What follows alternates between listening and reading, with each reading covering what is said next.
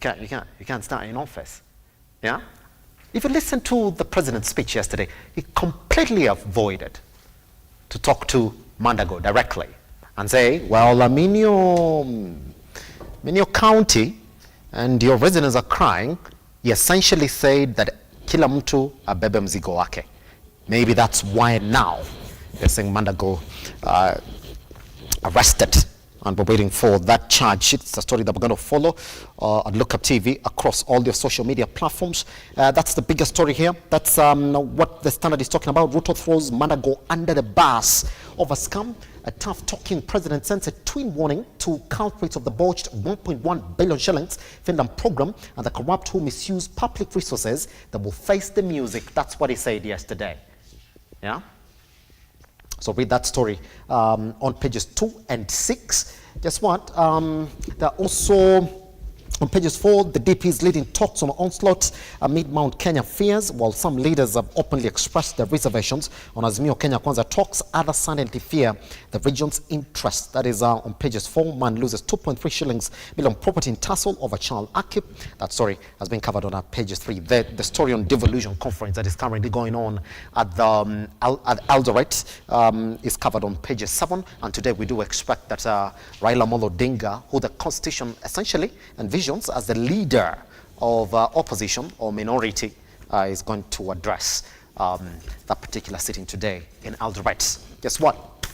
Much of these stories, again, you'll find all of them on our social media platforms and at Lookuptv across all of them. By the way, on our website as well, www.lookuptv.co.ke. We come back, I'll be taking you straight to the newsroom where we get to see some of the biggest stories again that you're waking up to this morning. Good morning.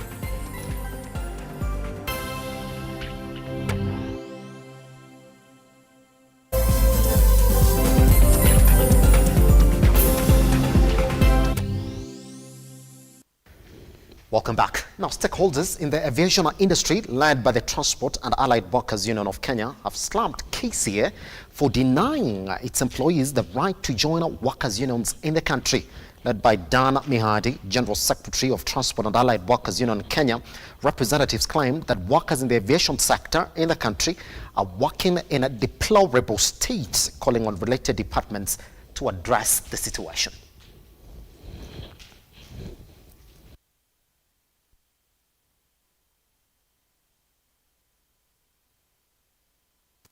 Aviation sector. Aviation sector is a forgotten area. There are no decent jobs in the aviation sector.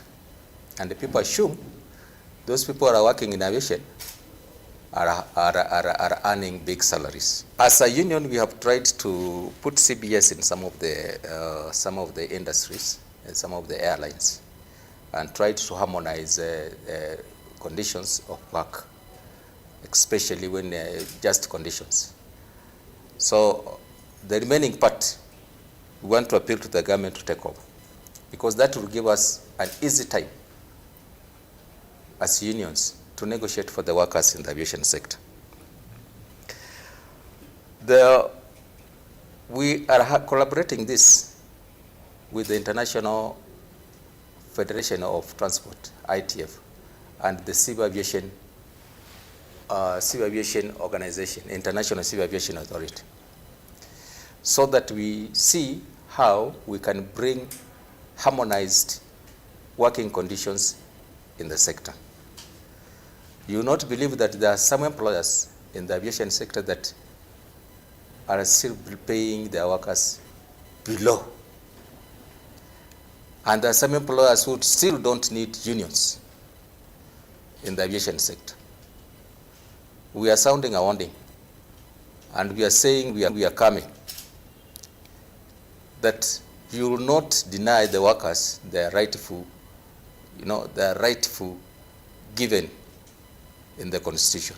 We are now going to other areas which are not organized, and the employers are hard on their members to join the unions. What the union can do for us as members and also as employees, so it would be encouraged for anyone who is not unionized to join.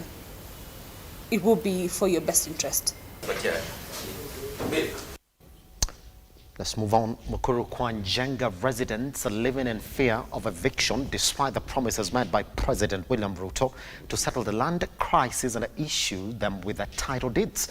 Now, the presidents claim that they have been receiving threats of evictions from tycoons eyeing their land at night. The residents of Mukuru Kwanjenga are living in distress after tycoons put up their houses for auction without providing a court order for eviction, demolition or repossession of the land. The frequent threats have left them in fear of losing their property, despite President William Ruto's assurance that they will receive title deeds. Nimekaa hii eneo la Mukuru kwa miaka nao 15. Na hii ploti ninayokaa ni ya ndugu yangu. Na all of a sudden mimi niliona tu kwa gazeti eti inakuwa auctioned. Na ni mimi niko kwa ground. Niko kwa ploti ndani. Sasa sijaona mtu yeyote wa kuniambia eti hii ploti ni yake. Na kutoka wakati huo sijaona mtu yeyote amejitokeza kusema ni yake, lakini nimeiona kwa gazeti. Edwin Mukoma, a member of Mukuru Kwanjenga Residents Association, stated that the fear of losing their land has made them unite to protect their property. Ile auctions ambazo zinaendelea hazina orders kutoka kwa koti. Hizi ni mambo ambazo tunafuatilia kwa gazeti. Gharama auctioneers ndio wamepewa hii kazi. Wanaamka, wanakuja hapa, wanapiga nyumba picha, alafu wanapenda siku ya auction. Ikifika hata wenye nyumba hawajulishwi unless we mwenyewe umejionea kwa gazeti. Kama hujaona kwa gazeti, utapata nyumba yako imeuzwa na imeenda. Alafu hatimaye magoons ndio wanakuja usiku, wanafukuza tenants wale wako kwa hiyo nyumba. Na ndio tunasema tunaomba hiyo tabia ikwame, kwa vile pia administration unfortunately wanaelewa, wanajua kila kitu. Wakati hizi nyumba watu wanafukuzwa usiku, wengi wao ndio wanapayana security kwa hawa goons. The residents of Mukuru Kwanjenga now say they have been finding the houses put up for auction in the newspapers and are calling onto the government to settle the land crisis and provide the residents with title deeds. Niliona tu kwa gazeti. Sikuwa nimeandikiwa barua ya kuambia ati nyumba yangu itauzwa, na hakuna mtu alikuja kwa plot kusema niko na deni or anything. So mimi nilistuka tu na ndio nikakuja hapa waniambie kwa nini wanauza property yangu. Hadasa Crystal, Lookuptv. Let's move on. Minority leader in the National Assembly, Opiyo Wanani, has castigated the government for discounting sugar milling activities in Nyanza and the western regions for 4 months, alleging that the move is sabotaging the regional economy. Stanley Lugaria gives us a detailed report. Seemingly infuriated by the government's move to stop sugar milling activities in the Nyanza Western region, leader of minority in the National Assembly Opiyo Wanani has criticized the Agriculture and Food Authority in the country following an order issued to sugar milling activities in the Nyanza and Western regions for a period of 4 months to allow maturing of canes. Nyanza and Western Kenya communities have over the years supported the change agenda and voted overwhelmingly for the azimio la Umoja One Kenya coalition in August 2022. Now, these communities have remained steadfast in their quest for social, economic, and electoral justice and participated very, very actively in the recent protests. Opiyo slammed the government for what he termed as discrimination in the distribution of subsidized fertilizers to the residents of Nyanza region after the Deputy President Rigathi Gachagua's claims indicating that the residents were busy protesting during the registration process. Last week, we'll recall that we protested the deliberate steps to ensure registered farmers do not access state-supplied subsidized fertilizers. Now, we continue to believe that this denial of access to subsidized fertilizer is meant to drive a political agenda of the Kenya Kwanza regime. Wanani now say the government is politically harming the economic growth of the area in general through the actions. We see a political pattern and agenda in the report by AFA, which claimed that there would be a deficit of cane production, totaling 951,195 tons by June 2023. The leader of minority said that following the order, no public mailing company is allowed to process sugar and that the services are solely performed by private companies. According to that same report, Transmara, Butali, Naitiri, and Olepito sugar mills would have adequate cane supply.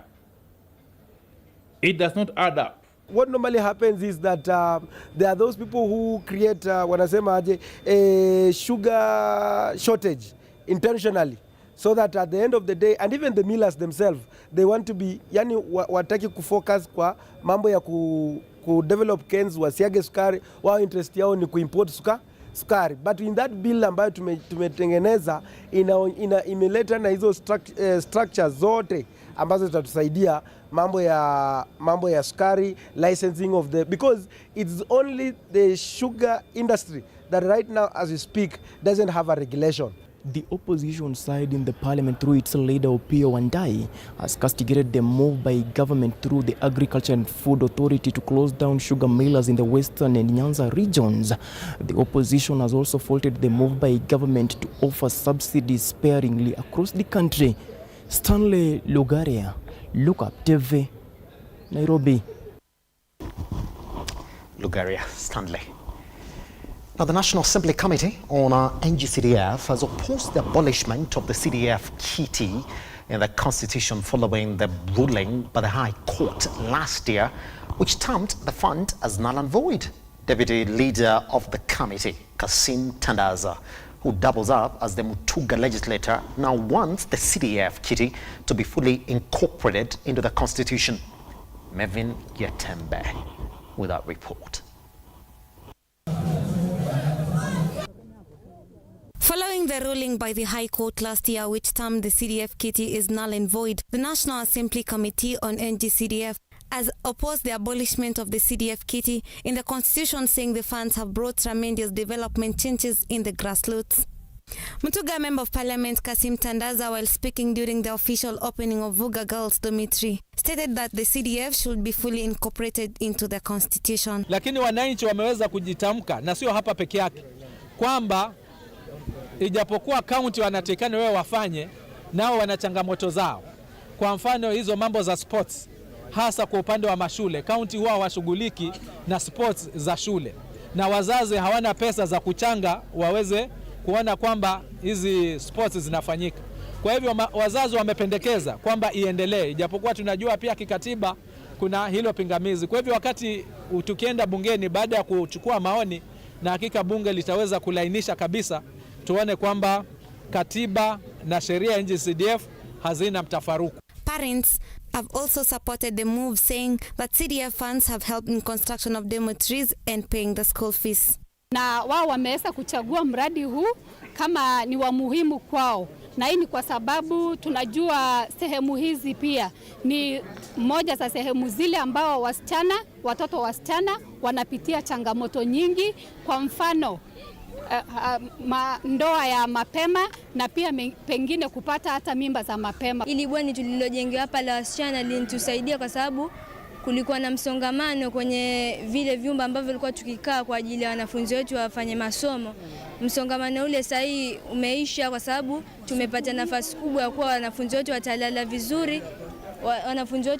vizuri, na watasoma vizuri, na shule yetu natarajia itapita vyema. The board has also launched the construction of a junior secondary school, story building worth 7 million shillings, which is among the 4 CSR development projects initiated in Matuga constituency since the inception of CDF in 2003. Mevin Getembe, Lookuptv.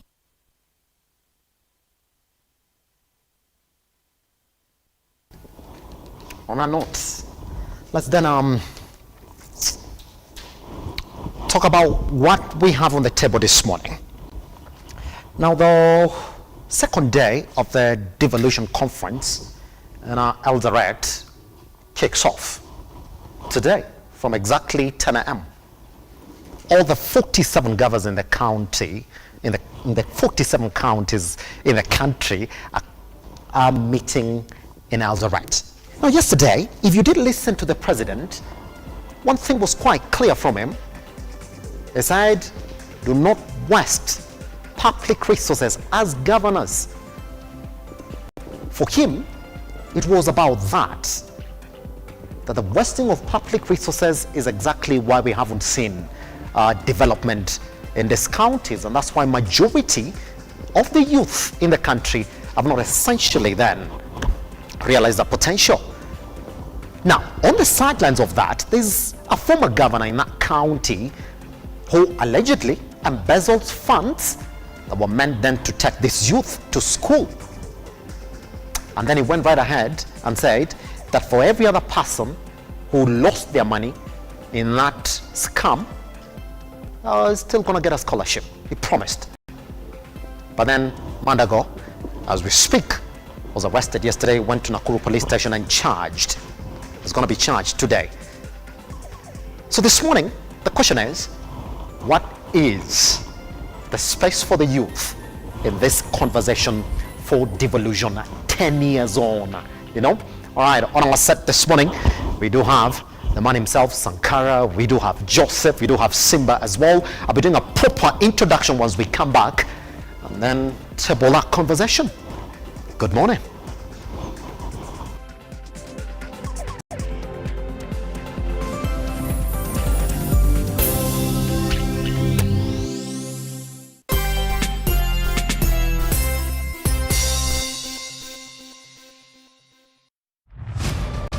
As the night falls, we come to life to bring you a comprehensive broadcast from the numerous events happening across our 47 counties. When it breaks, it matters, and each story is important.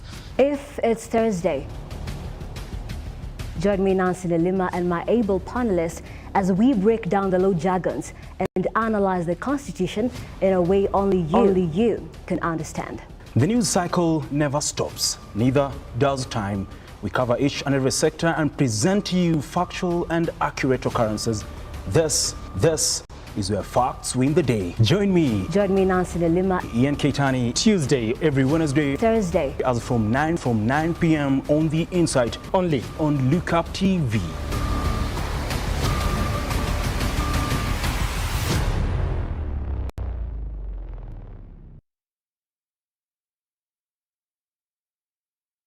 Maisha ni magumu, mara hutoki, mara kama wataka kutoka ambao mama shauri yako utashikwa, varudi ndani ya nyumba na wajukuu wako. Siku ya leo sasa hivi tuko katika kaunti ya Kwale. Sehemu hii inajulikana kama Simba.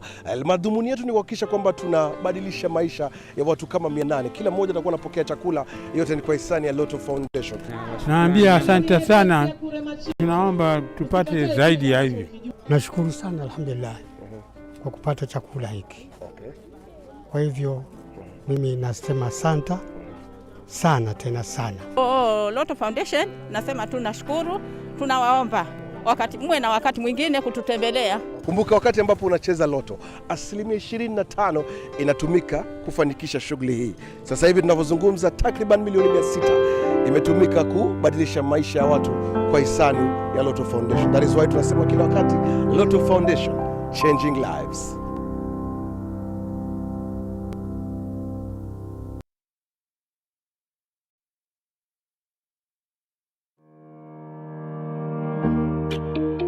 Hi, and welcome to Tujenge Home.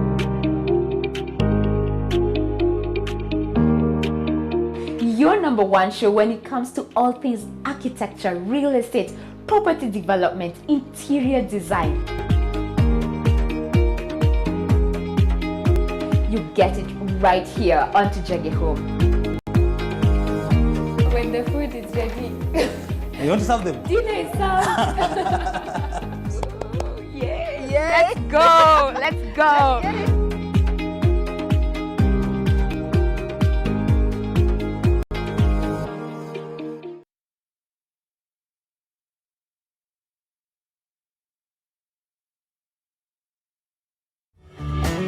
Beautiful, wonderful, glorious. We are having the show that we share entitled Shepherd Voice. I'm waiting for you to get me to Kenya. That's what I'm waiting for you. God is the source of every blessings that flow into your life. And I know that God is going to bless you and to do a new thing. Pray, pray, pray, pray.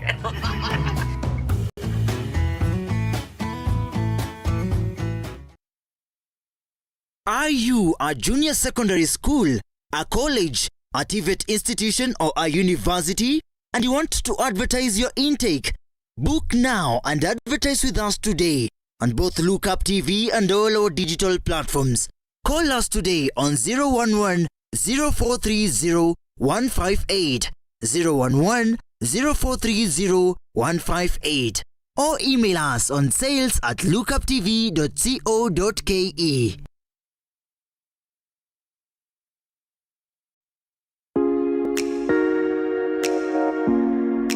Kipindi ni ukulima ni mali na manjoro.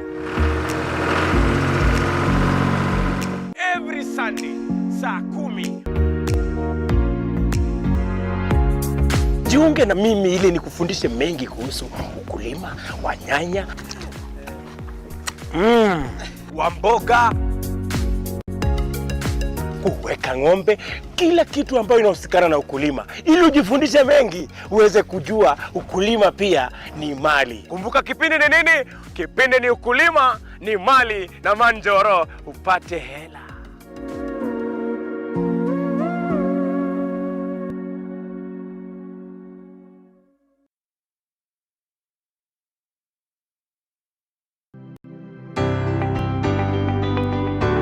Our objective is to be able to give our investors a double-digit return consistently.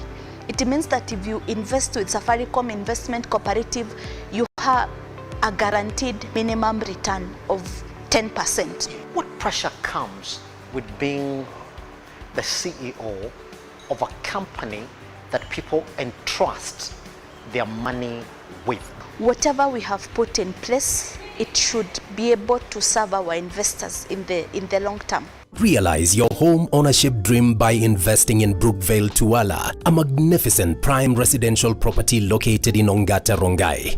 Brookvale Tuala by Safaricom Investment Cooperative overlooks the majestic Ngong Hills and lies only 24 kilometers from Nairobi CBD. The project boasts of well-serviced plots with a perimeter wall, graded roads and a borehole. 50 by 100 plots are going for 1.4 million shillings with a flexible payment plan of up to 6 months. To book your plot, call 0729 121212 today. Safaricom Investment Cooperative, the investment partner of choice.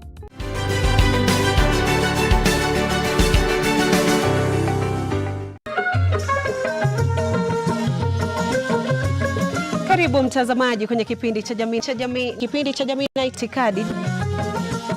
Kaini kitako tuna mengi. Mapenzi yanapoanza watu huitana bebi na majina mengine matamu, lakini baadaye penzi linapogeuka na kuwa shubiri, mtu anafikia kwenda kumtafuta mke mwingine. Itakuwaje? Yule wa kwake nyumbani labda hajamridhisha. Ni sawa ama vipi Malkia? Dadangu, wanaume ni kama maembe. Huyu ni mwanamume atakuja abadiliki. Mwanaume mwenye wanawake wengi hata katika uchumba, kwenye ndoa ataendelea. Mtu na tabia yake hawachi. Ile umbo la kike likishaanza, kila kitu kishaanza kuwa mahali pake. Ningependa kukuona. Sijaenda mahali ambapo mimi nilisikia mtu ati huyu alikuwa shujaa, alikufa katika mstari wa mbele wa ndoa. Sijawahi sikia mimi.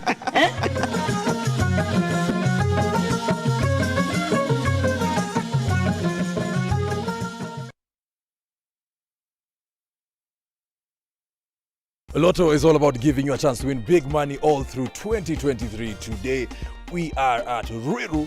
And speaking of big money, we're here to award Anna Wangoi Mwangi with a check worth 300,000 Kenya shillings. Let's see how excited she will be. Ini check yako hii? Shika check yako. Umeshindia 300,000 Kenya shillings zako hizi. Shilingi 300,000 Anna umejishindia. Tuambie unahisi aje Anna?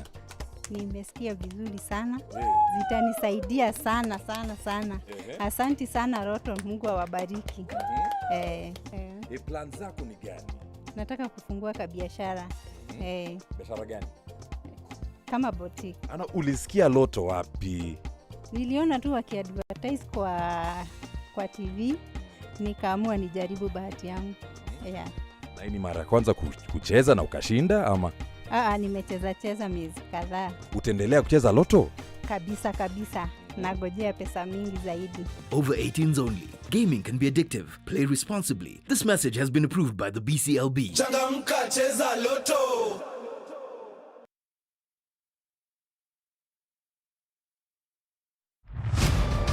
As the night falls, we come to life to bring you a comprehensive broadcast from the numerous events happening across our 47 counties. When it breaks, it matters, and each story is important. If it's Thursday, join me, Nancy Lima, and my able panelists as we break down the law jargons and analyze the Constitution in a way only you can understand. The news cycle never stops, neither does time. We cover each and every sector and present to you factual and accurate occurrences. This is where facts win the day. Join me, Nancy Lima, Ian Keitani, Tuesday, every Wednesday, Thursday, as from 9 p.m. on The Insight, only on Lookuptv.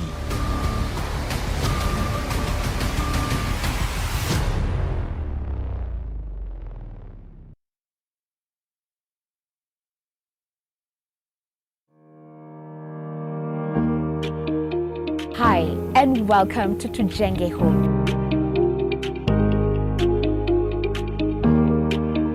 Your number one show when it comes to all things architecture, real estate, property development, interior design. You get it right here on Tujenge Home. When the food is ready. You want to serve them? Dinner is served. Yeah. Let's go.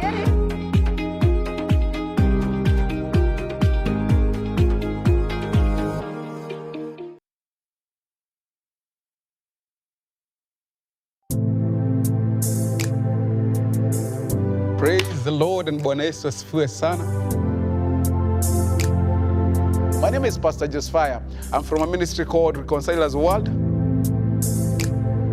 God gives strength to the weary. I am, Jesus is speaking. He says, I am the door. Then he says, anyone who enters in through me will be saved. The Lord is my shepherd or shepherd. Then he says, I will always have everything I need. God desires to guide you. He's telling you that this day, don't just trust the Lord, but he's telling you, trust the Lord widely.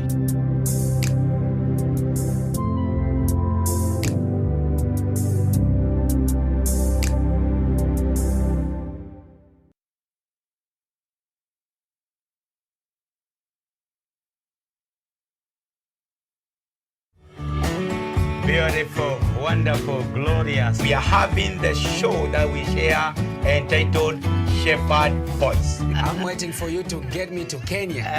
That's what I'm waiting for you. God is the source of every blessings that flow into your life. And I know that God is going to bless you and to do a new thing. Pray.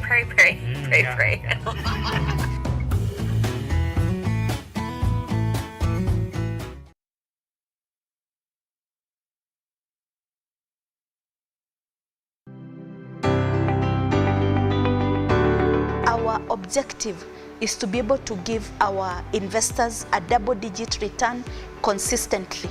It means that if you invest with Safaricom Investment Cooperative, you have a guaranteed minimum return of 10%. What pressure comes with being the CEO of a company that people entrust their money with?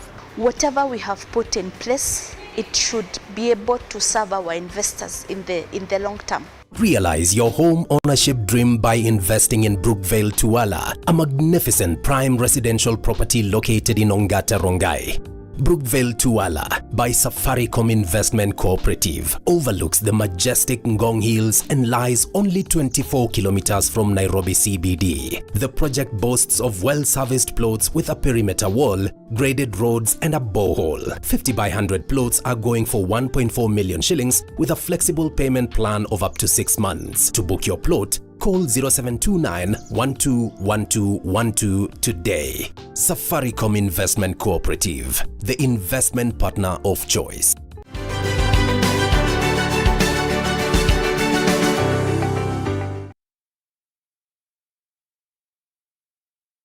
Tu ambayo inahusikana na ukulima ili ujifundishe mengi uweze kujua ukulima pia ni mali. Kumbuka kipindi ni nini? Kipindi ni ukulima ni mali na Manjoro upate hela.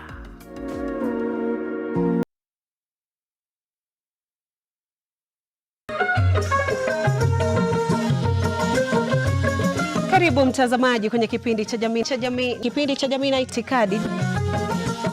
Kaini kitako tuna mengi. Mapenzi yanapoanza watu huitana bebi na majina mengine matamu, lakini baadaye penzi linapogeuka na kuwa shubiri, mtu anafikia kwenda kumtafuta mke mwingine. Itakuwaje? Yule wa kwake nyumbani labda hajamridhisha. Ni sawa ama vipi Maliki? Dadangu, wanaume ni kama maembe. Huyu ni mwanamume atakuja abadiliki. Mwanaume mwenye wanawake wengi hata katika uchumba, kwenye ndoa ataendelea. Mtu na tabia yake hawachi. Ile umbo la kike likishaanza, kila kitu kishaanza kuwa mahali pake. Ningependa kukuona. Sijaenda mahali ambapo mimi nilisikia mtu ati huyu alikuwa shujaa, alikufa katika mstari wa mbele wa ndoa. Sijawahi sikia mimi.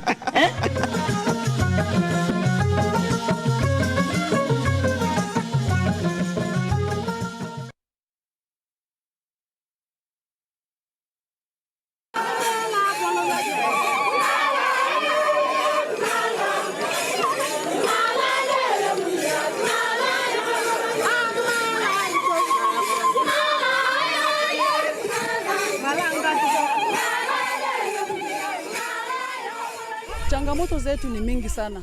Wewe unaona hata hii jua yetu vile ni kali.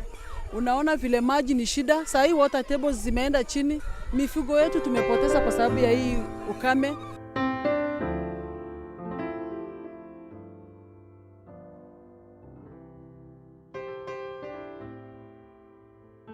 Hii ni dhihirisho tosha kwamba hamna maji.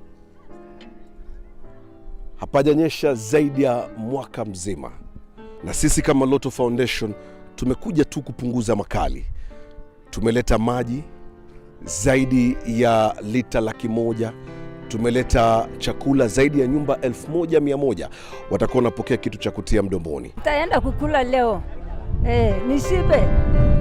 Nimwambie Mungu asante kwa sababu wamefikisha nyinyi hapa hivi. Every time you play Lotto, 25% goes to the RUTO Foundation, which supports our fellow Kenyans through various causes. Thank you for your help. Together, we are changing lives.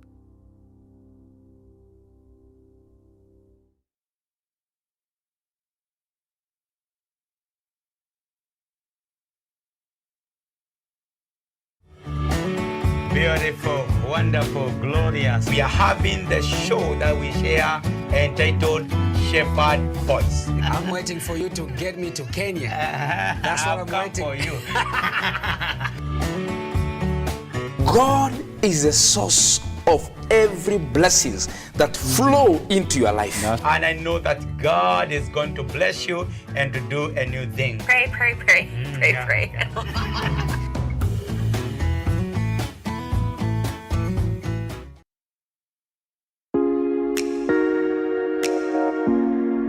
Kipindi ni ukulima ni mali na Manjoro. Jiunge na mimi ili nikufundishe mengi kuhusu ukulima wa nyanya, wa mboga,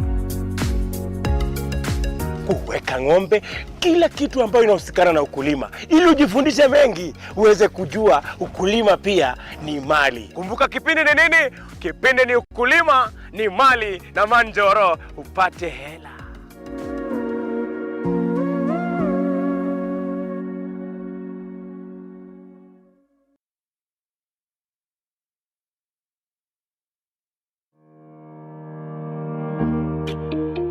Hi, and welcome to Tujenge Home.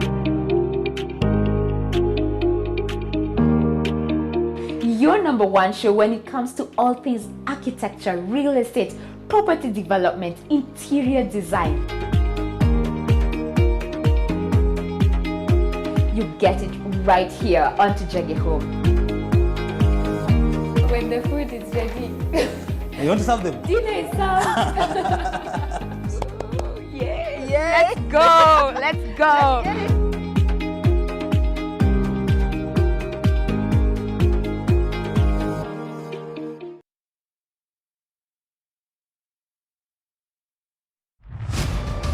As the night falls, we come to life to bring you a comprehensive broadcast from the numerous events happening across our 47 counties. When it breaks, it matters, and each story is important.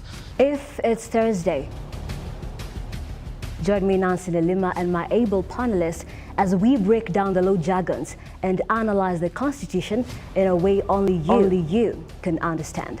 The news cycle never stops, neither does time. We cover each and every sector and present to you factual and accurate occurrences. This is where facts win the day. Join me, Nancy Lima, Ian Keitani, Tuesday, every Wednesday, Thursday, as from 9 p.m. on The Insight, only on Lookuptv.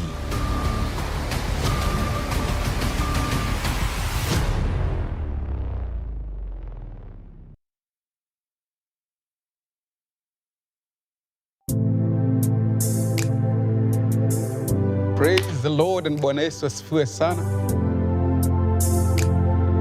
My name is Pastor Joseph. I'm from a ministry called Reconcilers World. God gives strength to the weary. I am, Jesus is speaking. He says, I am the door. Then he says, anyone who enters in through me will be saved. The Lord is my shepherd or shepherd. Then he says, I will always have everything I need. God desires to guide you. He's telling you that this day, don't just trust the Lord, but he's telling you, trust the Lord widely.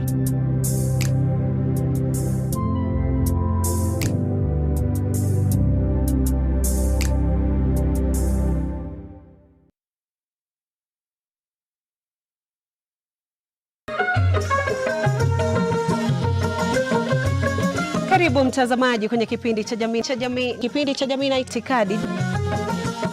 Kaini kitako tuna mengi. Mapenzi yanapoanza watu huitana bebi na majina mengine matamu, lakini baadaye penzi linapogeuka na kuwa shubiri, mtu anafikia kwenda kumtafuta mke mwingine. Itakuwaje? Yule wa kwake nyumbani labda hajamridhisha. Ni sawa ama vipi Malkia? Dadangu, wanaume ni kama maembe. Huyu ni mwanamume atakuja abadiliki. Mwanaume mwenye wanawake wengi hata katika uchumba, kwenye ndoa ataendelea. Mtu na tabia yake hawachi. Ile umbo la kike likishaanza, kila kitu kishaanza kuwa mahali pake. Ningependa kukuona. Sijaenda mahali ambapo mimi nilisikia mtu ati huyu alikuwa shujaa, alikufa katika mstari wa mbele wa ndoa. Sijawahi sikia mimi.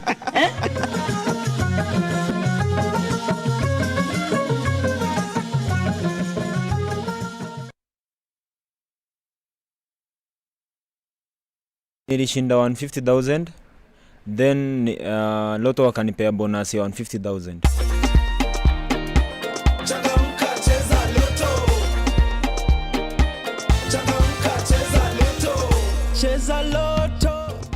I've been doing some distributions. Mi hufanya supplies. Na haijakuwa rahisi, to be sincere. But sasa with the boost that I've received from Loto, I think and I believe that itanisaidia sana to continue on with my business.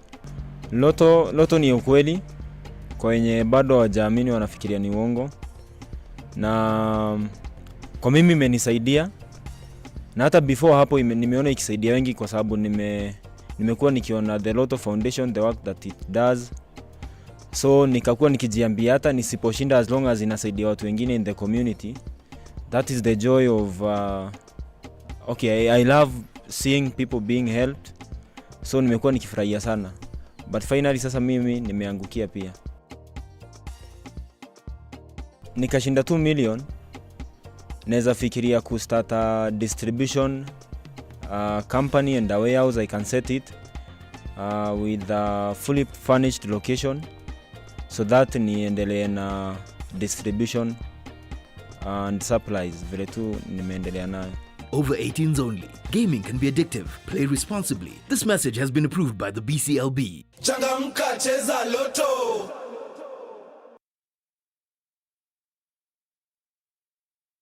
So this is how we create an art piece. Some say it's organized chaos, while others say it is a way of survival. For Alex Kamanjiri, art is an avenue to say what he would have otherwise lacked words to express. Like many artists, it took an outsider to make him realize his knack for the arts. First of all, it did not start like a dream. It was a lie. Yeah. While I was in high school in Form 2, I drew a portrait of an old man smoking, and my friends lied to me that it was really nice, and I believed in the lie, and I started practicing slowly. YouTube, most of my skills I've learned from YouTube, and soon enough I became good. I became that lie, became that good. In line with the legendary 10,000 hours rule, Alex says he has put in the work and is certainly on his way to achieve true expertise. He reminisces proudly the first time he earned from this trade. Okay, yeah, it was a portrait of an old madam. Yeah, she wanted me to draw her. Then I remember it was a small A3 size piece. Yeah, it was really nice. It was a really high pressure, because once you're used to drawing just for yourself and you're being given a commission for the first time, there's a lot of pressure in your head. Not because you're good, because you think you want to put your best into it. So. At the sound of art, many people think of a drawing, but rarely do we think of bids on an art piece. I used to do portraits, a lot of portraits using pencil. And in the gallery that I exhibit, I saw a piece by a lady called Christine Okuma. I've never met her. I would love to meet her one day. It was a mixed media art. It was a kitenge and some beads. Yeah, if I'm right, yeah. So some triangular abstract work. And an idea popped up. So why don't I mix these beads and the portraits that I make? Let me try out. And then I tried out, and the response from my friends and the people who love my work are like, yeah, you should try this more. Wood, glue, beads, pencils, just to name a few of the tools required. The process can be demanding. It depends with the size, and also the size of the beads that you're using. Yeah, and also the intricacies, because there are some more detailed artworks than others. When swamped with work, Alex retreats because time is an essential part of the craft. And we start by sketching the piece. And this piece is already sketched and it's already painted. So the reason as to why we paint before is because the beads has holes. And the holes, if the background is different from the image, it will create a different effect. So you have to paint the background first. And let's do a part that we've already painted. Where do we? Okay, let's start by this part here. So you start by placing the wood glue. We use wood glue because it's on plywood. Make sure it does not spread.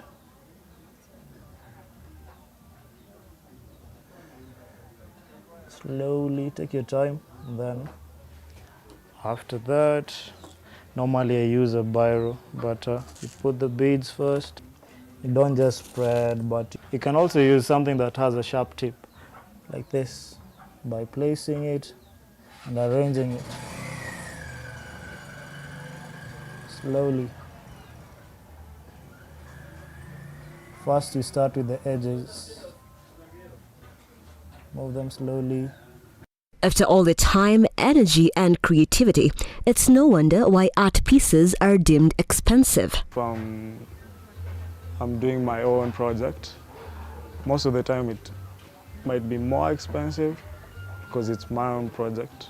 But there's some images that I just create that I sell at a reasonable price, depending on the size and the intricacies, the details and stuff. For example, the A3s, most of the time they range between 5 to 12K. The A3s, this is an A3. And as we go up, the money goes up. With art galleries steadily becoming popular around Nairobi, this 21-year-old artist is keen on penetrating the market. Currently, I'm exhibiting at a gallery in Karen, Waterfront Mall. It's called the UM Gallery.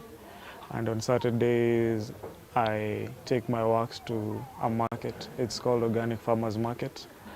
Yeah, it's also in Karen, around Karen area, Marula Lane.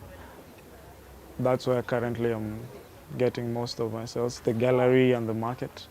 But also I get from people from IG, from the net. They reach out if they want portraits or if they like what I've posted and they want to buy, they also contact me there. For 2 years now in the beaded art world, his inspiration comes from everyday life experiences, emotions, and the power of observation. Sometimes it comes in words, sometimes it comes in images. So I have to write things down. I have a diary where I write my ideas from. As an artist, Alex hopes the pieces he makes will capture a moment in time. But many times, the complexities that exist within the art world are a handful. I can say it's a risk to some extent, because you never know. You never know if you're going to earn from it or not. So by taking that risk, because Kenya art is not as appreciated as other countries. Youth Affairs, Arts and Sports Cabinet Secretary Babu Namwamba has been on a mission to revive the art scene in the country, which has for years not yielded much for the creatives. For Alex, the culture should be inculcated in our everyday life. Just let the artist be. Because me, I can say I was blessed to have a father who accepted me as an artist. Like, he was like, this is a statement he actually said, as long as you're not killing or stealing, you do your thing. That's what he said. With the hope of one day being his own boss, consistency is his gospel. They say that art is the journey of a free soul. And for Alex Kamanjiri, he's only just beginning to explore the colors and turn the chaos into beautiful pieces. Nancy Nalima, Lookuptv, Kowinda, Karen, Nairobi.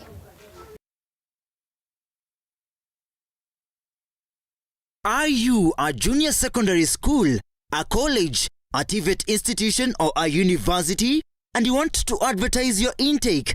Book now and advertise with us today on both Lookuptv and all our digital platforms. Call us today on 011 0430 158, 011 0430 158, or email us on sales@lookuptv.co.ke.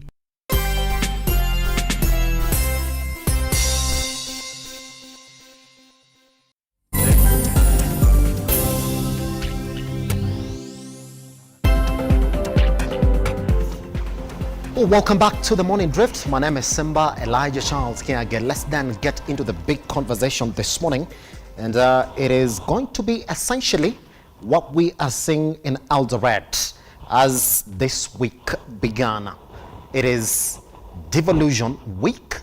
And indeed, all the 47 governors then are meeting in Eldoret to essentially talk about issues of governance in the counties and development 10 years on. Same question that I kept on asking since we started this conversation this week.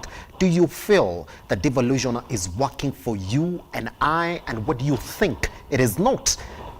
Today, let's talk about the youth and devolution. What is working? What is not working? President William RUTO stood up yesterday when he was opening that particular conference and made his remarks on wastage of public resources. But then if you dig deep into essentially what he was trying to make sense of, is like, well, majority of these counties would develop if the governors themselves would decide that all the monies that come to the counties are going to be spent properly. This morning, we are joined by Ken Sankara, who is a youth senator, Kisumu County. Ken, how are you doing, sir? We also do have Joseph Wangoto, who is a governance expert. How are you doing? I'm very fine. All right, we also do have Simba Wasaga, who's a managing partner, Peter Wasaga, and advocate. How are you doing, sir? Very fine. Good. Let's jump into it like this. Ken, I would like to start with you. When you look at the things that are happening in your county, would you say that for the past 10 years, you're happy or disappointed with the governors that you've had? Well, Simba, matters devolution in Kenya has been an issue of one step forward, two step backwards. Yes. We really tend to achieve, but we lose a lot in the long run. So devolution, before I again get into that, we must ask ourselves what were the objects of devolution? To what extent has these objects been met?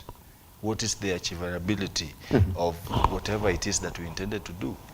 To me, as a young person, I feel disappointed to some level, but again, I appreciate devolution because devolution has sought to solve some of the long-standing problems that we've been facing as a nation. Yes. Though it is under constant attack by the believers of the status quo, but the devolution itself is trying to get power back to the people, and the people are taking a firm stand against the status quo choir brigade. Yes. Yes. Pretty much. I'll be coming back to you, by the way. And I was told you have to declare your county this morning, so that as you speak, probably your governor will be listening to you. My county is Kisumu County. And that is the headquarters of Nyanza region. Actually, where the white men traveled via the lake, will be the capital city of Kenya. We have everything. I'll be coming back to you because we've seen your governor actually involved in both national and local politics in the county level. I'll be coming back to you on that. Joseph, would you say that for the past 10 years, you've seen strides made in your county? Or it is just like Sankara is saying? First foremost, I'm Joseph Wangoto from Kiamba constituency, that is in Kiambu County. Yes. For me, coming from a county whereby we have so many governors that have been in place. By the four, to be exact. Four to be exact. But we are still formulating on the working formula of one of the richest counties we have in the country. I think it's among the top 10 with a lot of cash, a lot of development, and everything is available. But my governor and the governors who have been there, I don't think they got the real thing about the devolution. They got mispraised opportunities and developments whereby, like today, Honorable Kimani Wamatangi is trying to bring up the system, which during the first Governor Kabogo was working, and the other two never worked with it. Now he's trying to bring a new one. 10 years of devolution for me in Kiambu is a waste. It has been a waste. Yes. We haven't felt how some counties like Kisumu have been feeling about the devolution, counties like Makueni, how they have been feeling about the transformation. Today, Kiambu, I'm a former trader in Gashie. So for us, we used to pay for the services of the county in terms of municipals. We had so many municipals, councils from Thika to Kikuyu to Limuru. But currently, the traders there, they never charged. We used to have someone correcting the fees, 20 shillings, 10 shillings, but currently, I hear my governor claiming that he doesn't have enough resources. But what we used to pay 20 years back, nobody pays for it. So, if I go to like a place like Gashie, which I know like a fingerprint, nothing is happening. Yes. For the last 1 year of the Governor Wamatangi, the last 10 years of the other 3 governors, nothing has been happening. Apart from the market that was built and one floor was eaten. How was it eaten is because YMCA okayed that we shouldn't have a 3-story building as a market like the same module to Kikuyu one. The Kikuyu constituency, they have their own market, which was like a copy and paste what was to be done in Gashie. But for Gashie was done 2 floors.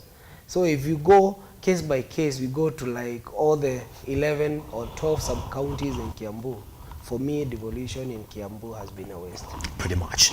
Simba, I'm going to ask you this question from the perspective of what we've seen these counties come up with in terms of the bylaws that are supposed to govern these counties. Would you say that when you look at your county, the bylaws that we've seen these counties come up with that are going to help them develop, increase employment, you know, raise more revenue, are working, or we're still at the infancy stage? Thank you so much, Simba.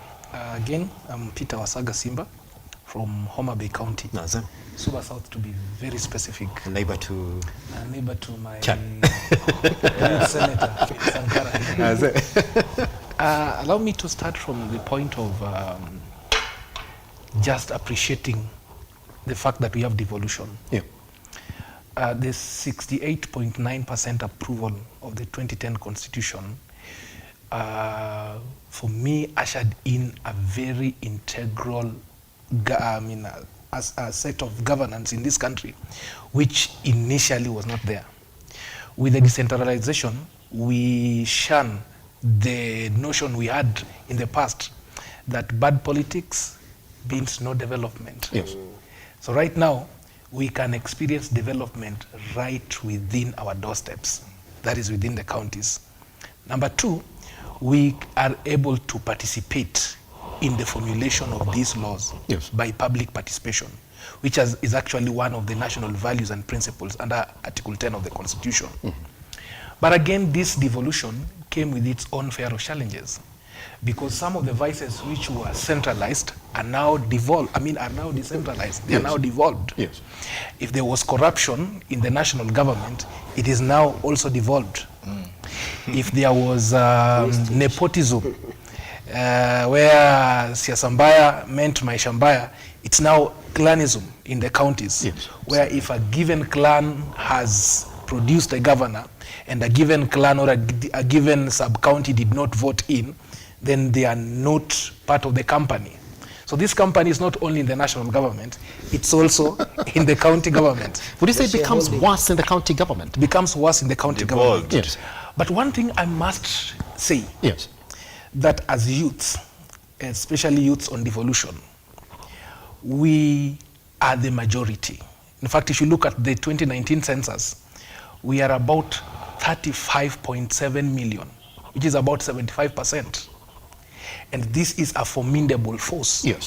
That if we are informed and organized, we are able to proceed and we are able to actively participate in governance in the counties, because you cannot watch from outside and cry. You must participate from the inside. Like my brother Sankara right now is the youth senator of Kisumu County. It should not end at that point. We need youths to be in the county assembly as county members of assembly who are going to make those laws which are friendly to the counties. You see?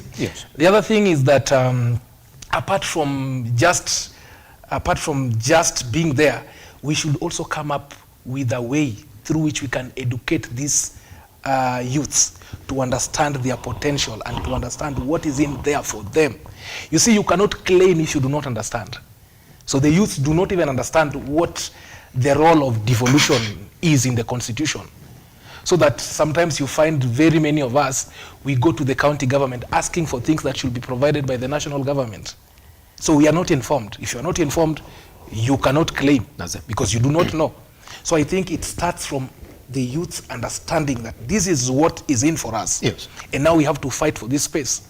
Some of the youth that do not even understand that there is the affirmative action for youths, especially if you are looking for a tender, if you have a company, the AGPO certificate, we do not know. Because most of the youths, I think less than 10%, they read newspapers.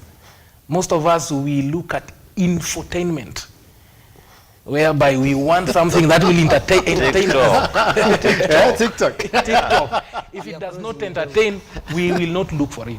So I think we should be more aggressive to look for those. But if I look at my county, so far so good.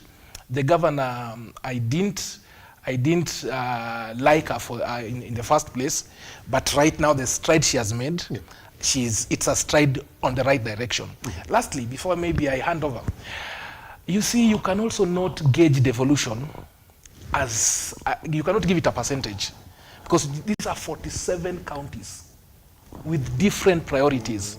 There are counties. Yes. Fine, different priorities, but all headed to one goal, isn't it? Yes. It's one goal, Simba. They are one goal. You see, some like you saw what they were talking in the Devolution conference yesterday. Yes. I saw Anne Waiguru talking about the agriculture, talking about the food feeding program.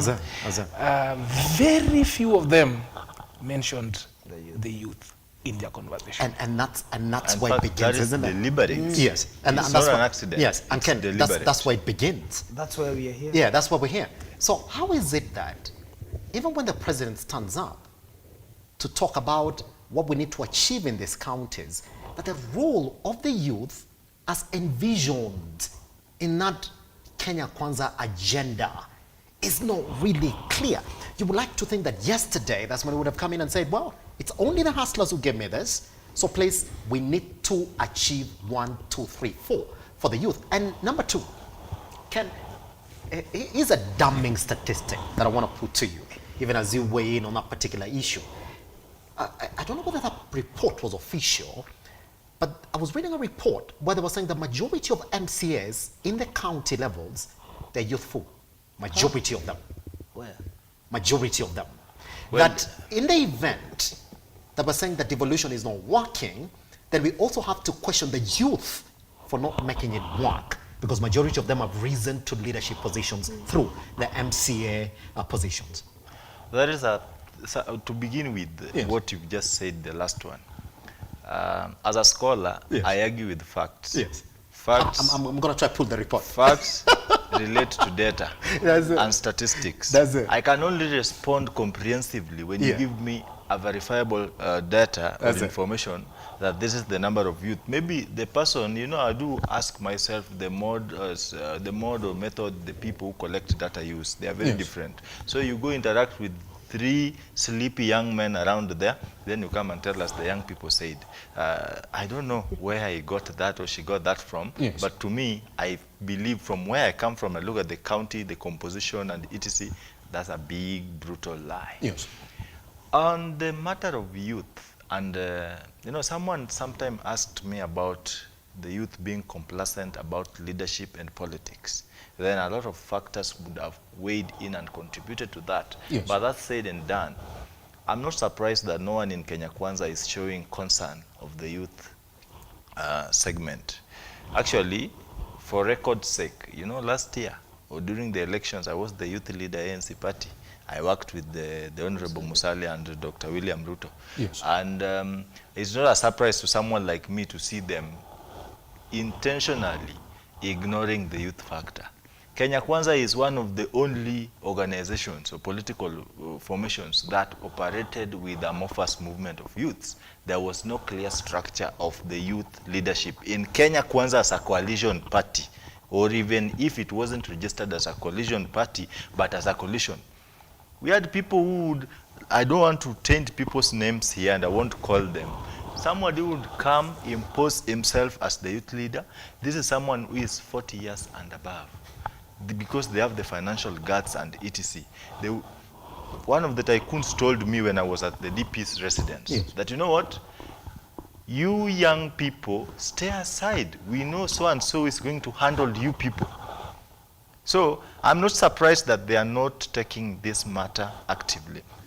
The youth participation and involvement in legislative processes has been a challenge and an uphill task in the country. We need to have these young people involved in matters that pertain to development, policy formulation, implementation, because as a young person, I feel frustrated, I feel betrayed by speaking about youth related policy implementation, because the primary drafting and formulation of these policies, we are never on the table. Yes. We only brought when they have been formulated and now they want to implement. But again, even in the implementation phase, we are brought in as spectator ions for those who studied chemistry.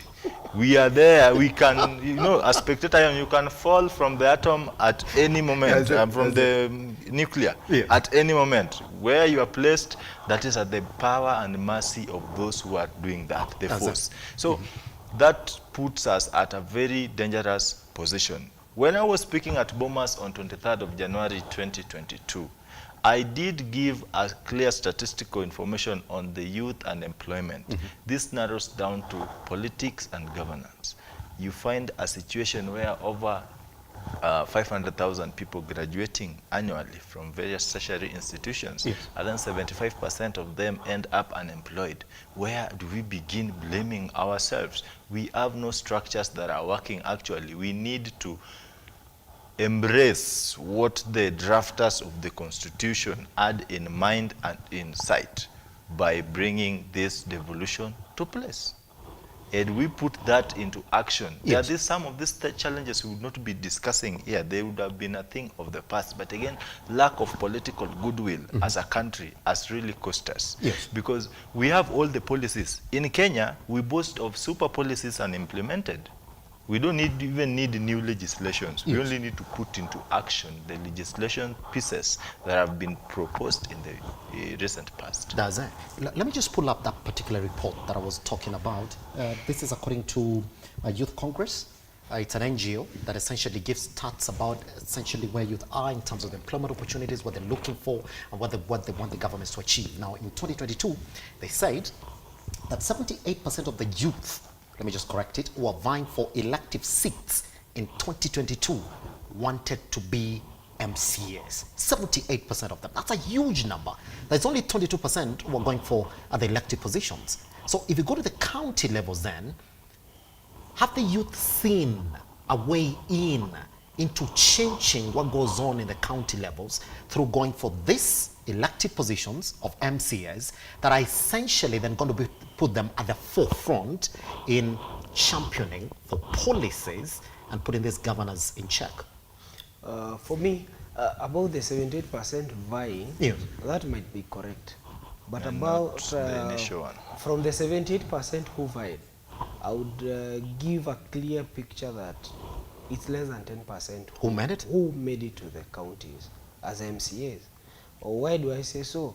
Because the monies and the campaign that was being talked and negotiated at the party levels, they wanted someone with the financial muscle. So if you are a youth and you got no that money, you stand nowhere being given a nomination certificate. So it starts from, for me, I would say the policies that we should generate now for the counties to work, so that we see the youths working from the down the pillar coming up, is if it is like the same way women were given, like there's a seat for them to vie amongst the women.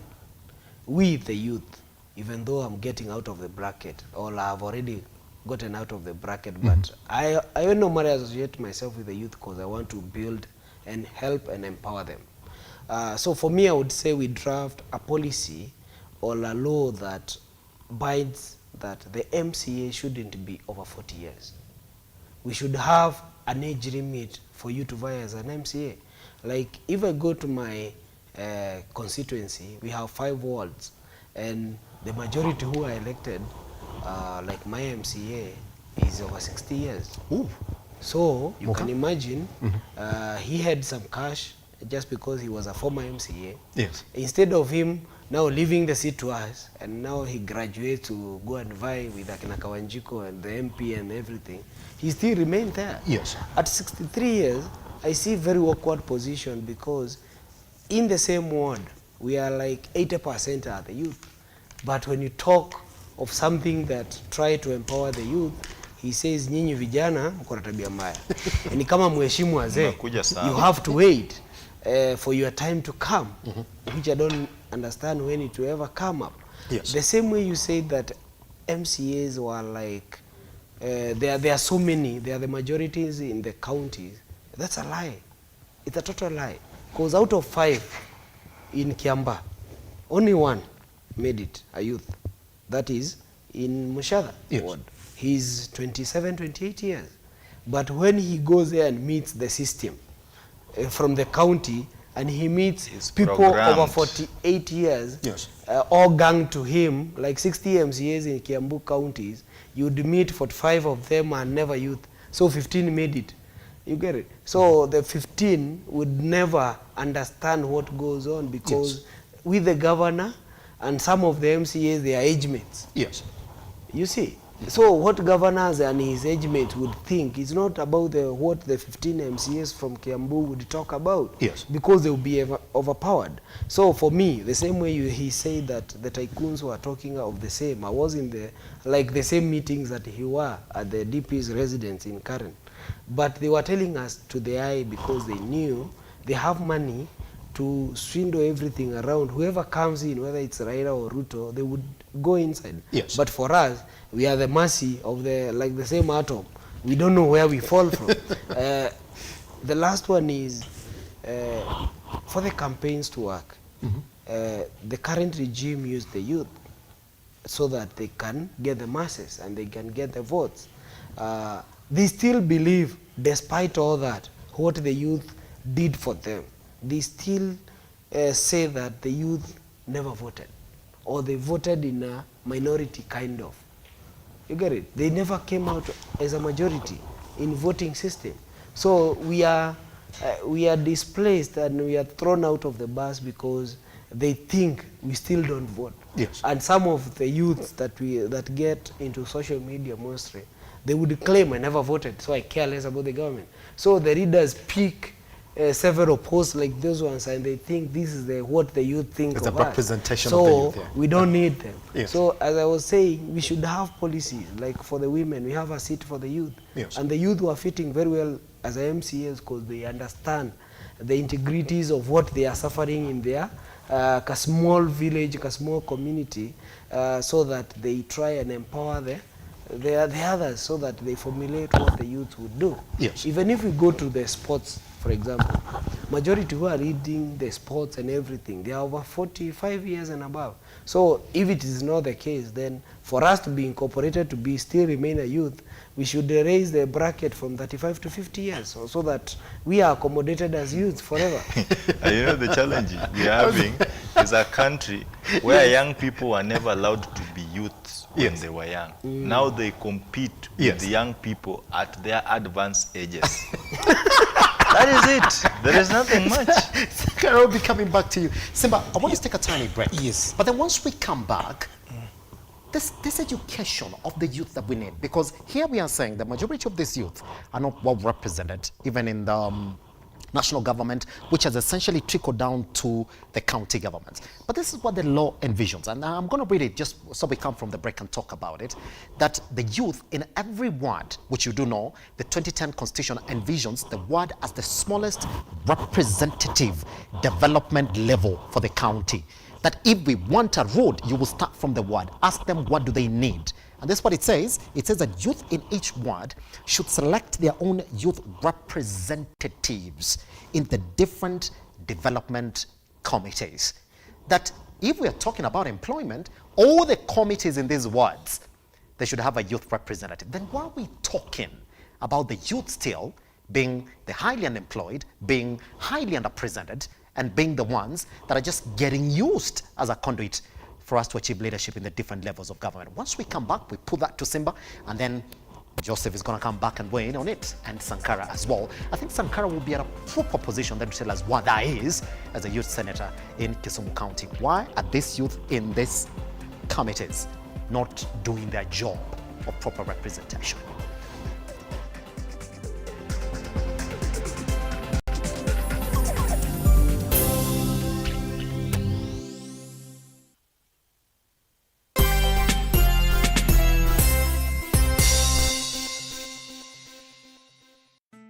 Once again, tuko hapa Angel Center for Abandoned Kids, all because of you. My name is Catherine Wanjiru Njero, I am the admin, Angel Center for Abandoned Children. Our founder is Wamaitha Mwangi. We currently have 64 children, 32 going to school, and among those 32, 2 are special children, and we are left at the home with 32. Now the toddlers and the infants. To the LUTO Foundation, thank you so much for remembering us. Guy, we lack words. We lack words. We don't know what to say. Thank you for remembering us. You made a promise and you have delivered. And may God bless you. To my fellow Kenyans, as usual, cheza LUTO, sio ndoto. Angel Center tumeshinda LUTO. Every time you play Lotto, 25% goes to the LUTO Foundation, which supports our fellow Kenyans through various causes. Thank you for your help. Together, we are changing lives.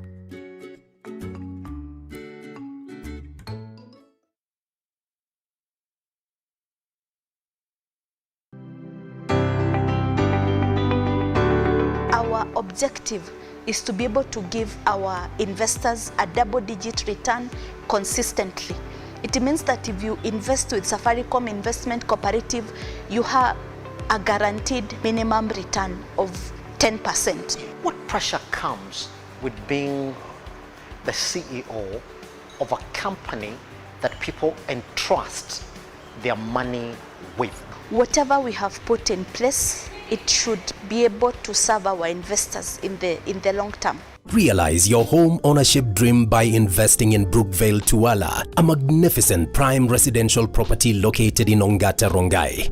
Brookvale Tuala by Safaricom Investment Cooperative overlooks the majestic Ngong Hills and lies only 24 kilometers from Nairobi CBD. The project boasts of well-serviced plots with a perimeter wall, graded roads and a borehole. 50 by 100 plots are going for 1.4 million shillings with a flexible payment plan of up to 6 months. To book your plot, call 0729 121212 today. Safaricom Investment Cooperative, the investment partner of choice.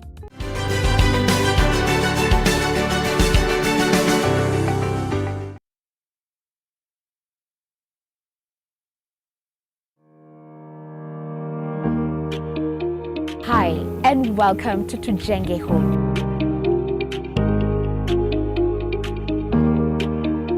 Your number one show when it comes to all things architecture, real estate, property development, interior design.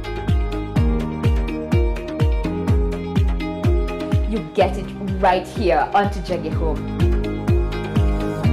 When the food is ready. You want to serve them? Dinner is served. Let's go. Let's go.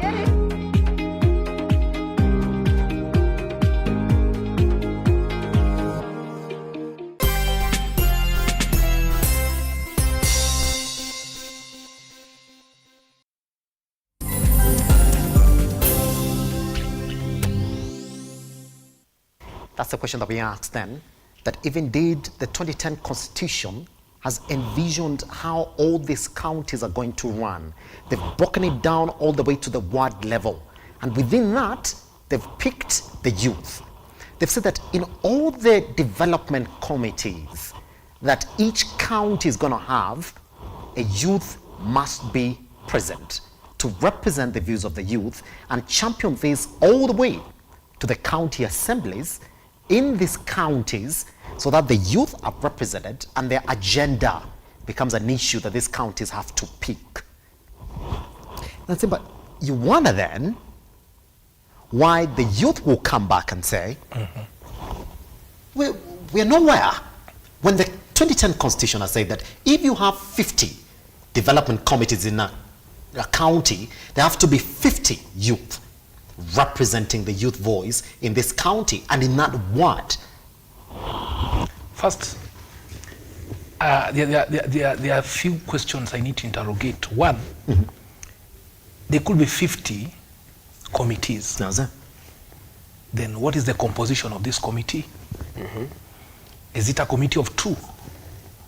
And you have a youth. Then the other is an adult. Is it a committee of 10? Majority are and you have 9. And and you have one youth, that is one thing to interrogate. Yes. Number two, you have to interrogate the mindset of this youth who is appointed or who is elected to represent the fellow youths young people in these committees. What was the process of having him assume this position? Yes. Some of them are brought in there. Actually, they are picked. And picked. Picky ponky. Yeah. So they are brought in to serve the interests of those who are actually tabling this agenda.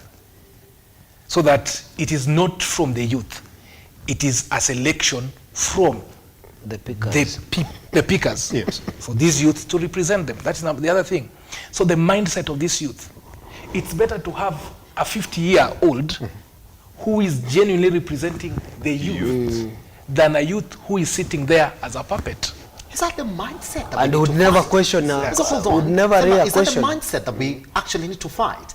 Now that's correct. Now when I get to the interviewing third people. thing, is we look at now the political goodwill.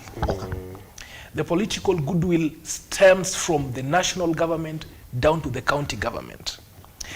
For instance, I had my fellow colleagues discuss about the positions the members of the county assembly and 78% of the youth reign.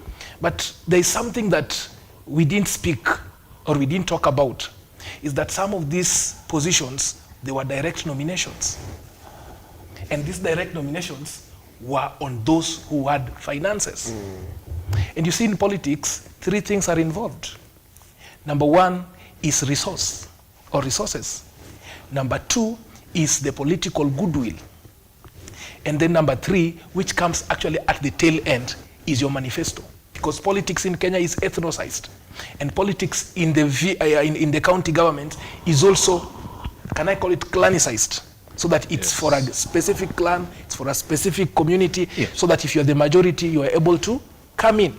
So if we don't understand what is in there for us, that's why I started by saying we need to scale up our involvement in how we engage the county government. We need to understand that we are fighting this not for myself, but for the youth. Yes. With this, you will go there and represent the youth without having to engage in the politics of tokenism. Yes. Now, having said that, you will also need to ask yourself, then, how have the youths fought for their space? For example, look at women. They are now fighting for the two-third gender role. They are there, they are fighting because they know, they understand that this is what is in there for us. Look at people with disability. They are in every committee. They make, and they have correct representation. They have correct representation. Then the youth. So the more we bicker, the more we talk, the buck stops with the youth. We should understand what is in there for us. When we understand, we shall organize ourselves. And when we organize ourselves, it will be very easier for us to sail through, even in those elected positions. I'm lucky to have a very young MCA as my ward representative. Again, in Homa Bay, we had a very young MCA. I think his election was nullified, but again, it has been upheld. Just fresh from campus, which is a step to the right direction. And this guy campaigned without money. It was the youths who stood with him. So if the youths become the enemies of their fellow youths, then with any legislation, it will still not bring any solutions. Because we have so many legislations, but now the implementation. Yes. So the implementation starts from us and the goodwill from the county government. Sankara, just before we went on break, I did ask you that if you look nationally, we were complaining about youth underrepresentation. Then after that, well, we say, you see, we are solving this through the 2010 Constitution. Let's break this bigger figure into a manageable chunk. Then we said, now we do have counties. So now it's easier then for you as a county to decide, well, as the populace majority in this county, the youth, we're going to make sure that our elections of representation and everything that we've been fighting for, that we haven't had much of a change in the national picture, they're going to be easy to achieve. How is it, Ken, that up to now, it's the same picture in the national government? You cannot fight for things that you don't really understand. When my colleague Simba talked of that, it hit me deep and hard, because you ask yourself, we are the majority. That statement alone today annoys me. I don't want to hear it. It's monotonous. I've been told all over and over. But it's the truth. That's the truth. Now, my problem comes in. We are the majority. I'm trying to dissect this so that the viewer understands exactly where I'm coming from. We are the majority. We have the opportunity to go to the ballot. Yes. We are the campaign mobilizers and stakeholders. The most active stakeholders in elections are young people. Then what happens? Why don't we stand on our own feet and with our own? A lot of factors. I would speak as a political, as a election educator. In the last election, we did do some political education for those aspiring to be in leadership positions. And there are the do's and the don'ts that we talked about. We talked of the SWOT analysis of the entire situation. Look at the strengths, the opportunities, the threats, and etc. Now, these young people, I said, an angry person cannot make sober decisions. Yes. This person is not able to put unga on his table. Currently unga kg retails at around 2 kg is around 200 or 195. Yes. This young person has got not even 50 bob in his pocket. I walk in with 500 Kenya shillings. I then tell him, take this, go this side. There is power of money. This thing even bought Judas. It's not a new phenomenon. There is power in that thing called money. It closes your eyes, and then that brings us to the conversation between meaningful participation and tokenistic participation. In meaningful participation, there is that, how do we call it? There is that truthfulness, openness, and show concern of interest. But in tokenistic, you sound appealing to my situation temporarily without providing a long-lasting solution. So the politicians will hijack the entire situation, disorganize, and mobilize. That is what is affecting us. You're asking me, we are the majority. We've devolved the national government governance structure. Yes. The devolution brought everything to the county, except it did not solve the national problems. The national problems came down with devolution. A fair share is down here. Yes. Just as he said, when you come back to my place, I come from Kisumu County. I'm from the bigger clan called Kadiju. There is another clan called Kamrongo or whatever. There is a lot of clanism politics. When an MP comes from clan A, they say an MCA cannot come from that clan. When such clan has got most learned people, the other clan. So a lot of these things, and this is what is happening up here. Actually, the shares Gachagua, the DP talked about, that thing is happening. The only thing Gachagua did, he was so excited to speak out about these things. These things, they've been there, but the only issue is that they are never being touched. Yeah. Otherwise, it's a reality. So that's why I said, as a young person, I feel irritated when we talk about the implementation of youth-based policies, because we are never part of the conversation. Look at the people in those committees, those who advise the governors in counties on youth issues. These are proxies and stooges of political personnel. They come there to represent the interest of those people, and there is power of money. So I am okay with a 50-year-old person who is youthful in mindset and in action than a 25-year-old young man who is old in his mindset, in his vision, and in his actions. Let that mzee represent me, as long as the agitation is youth-centered, not a young person who goes there. Me, I would not sit in a conversation where you come, you are a president, you are an MP, you want to rub me left, right, and center just because you are an MP. I hold this prestigious position. I am a youth. Yes. I am a gem. It's either you accept me as a youth or you go away. Use nothing. Is that what the problem is then? So the problem is these people have understood us more than we should have understood ourselves. They've realized that we are broke. Come on. They've realized that we are disorganized. Yes. So they mobilize and organize within this segment Yes. to distract you. Number one, they distract you by placing you as their campaign managers and etc. with very limited powers and privileges. Yours is there. You are there to be seen. Number two, yes, exactly. Number two, after being on that blog issue, when we were in high school, there is a guy who was a senior prefect, just like myself. He was very sober. The best thing he does today is to blog on social media on WhatsApp for leaders. I believe it's more than that. So they organize and mobilize, then distract us. They take so and so. When you are the mouthpiece of the community, yes, you go stand here. You know, you can't post your boss, but I believe you can objectively criticize your boss. Yes. There is no problem with that. Yes. That's a problem we're having as a country. People who are saying around the presidency are singing Hallelujah Hosanna instead of telling the president, boss, this place you got it right. Here you missed it. So back to my point on very fast. They disorganize us by picking the most vocal amongst us. They give them positions that are never productive, neither progressive. After that, they come and mobilize the Oloipolois to be the warmer chants of the jungle. Yes. They are the ones who throw stones. They are the ones who break windows or vehicles and etc. You are an organized. It is an organized criminal syndicate. Yes. Then they come for the other angry junk. They come with 50 bob. They give you.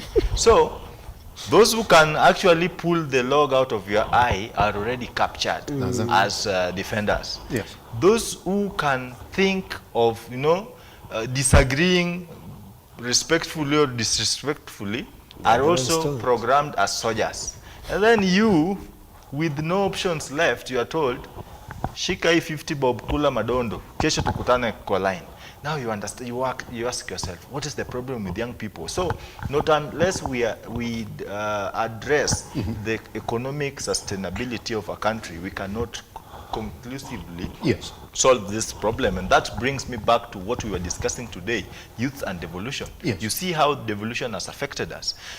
We cannot speak of an empowered youth who is able to speak for themselves if they are not economically empowered. And that's why I do blame Musalia today. He told me that it was pesa mfukoni, uchumi bora pesa mfukoni. Now they are taking all the coins that we've had, even the coin that we've just allowed to pick in the ground there, they are taking it. It is uchumi mbaya, mfuko wazi. Nothing like pesa mfukoni.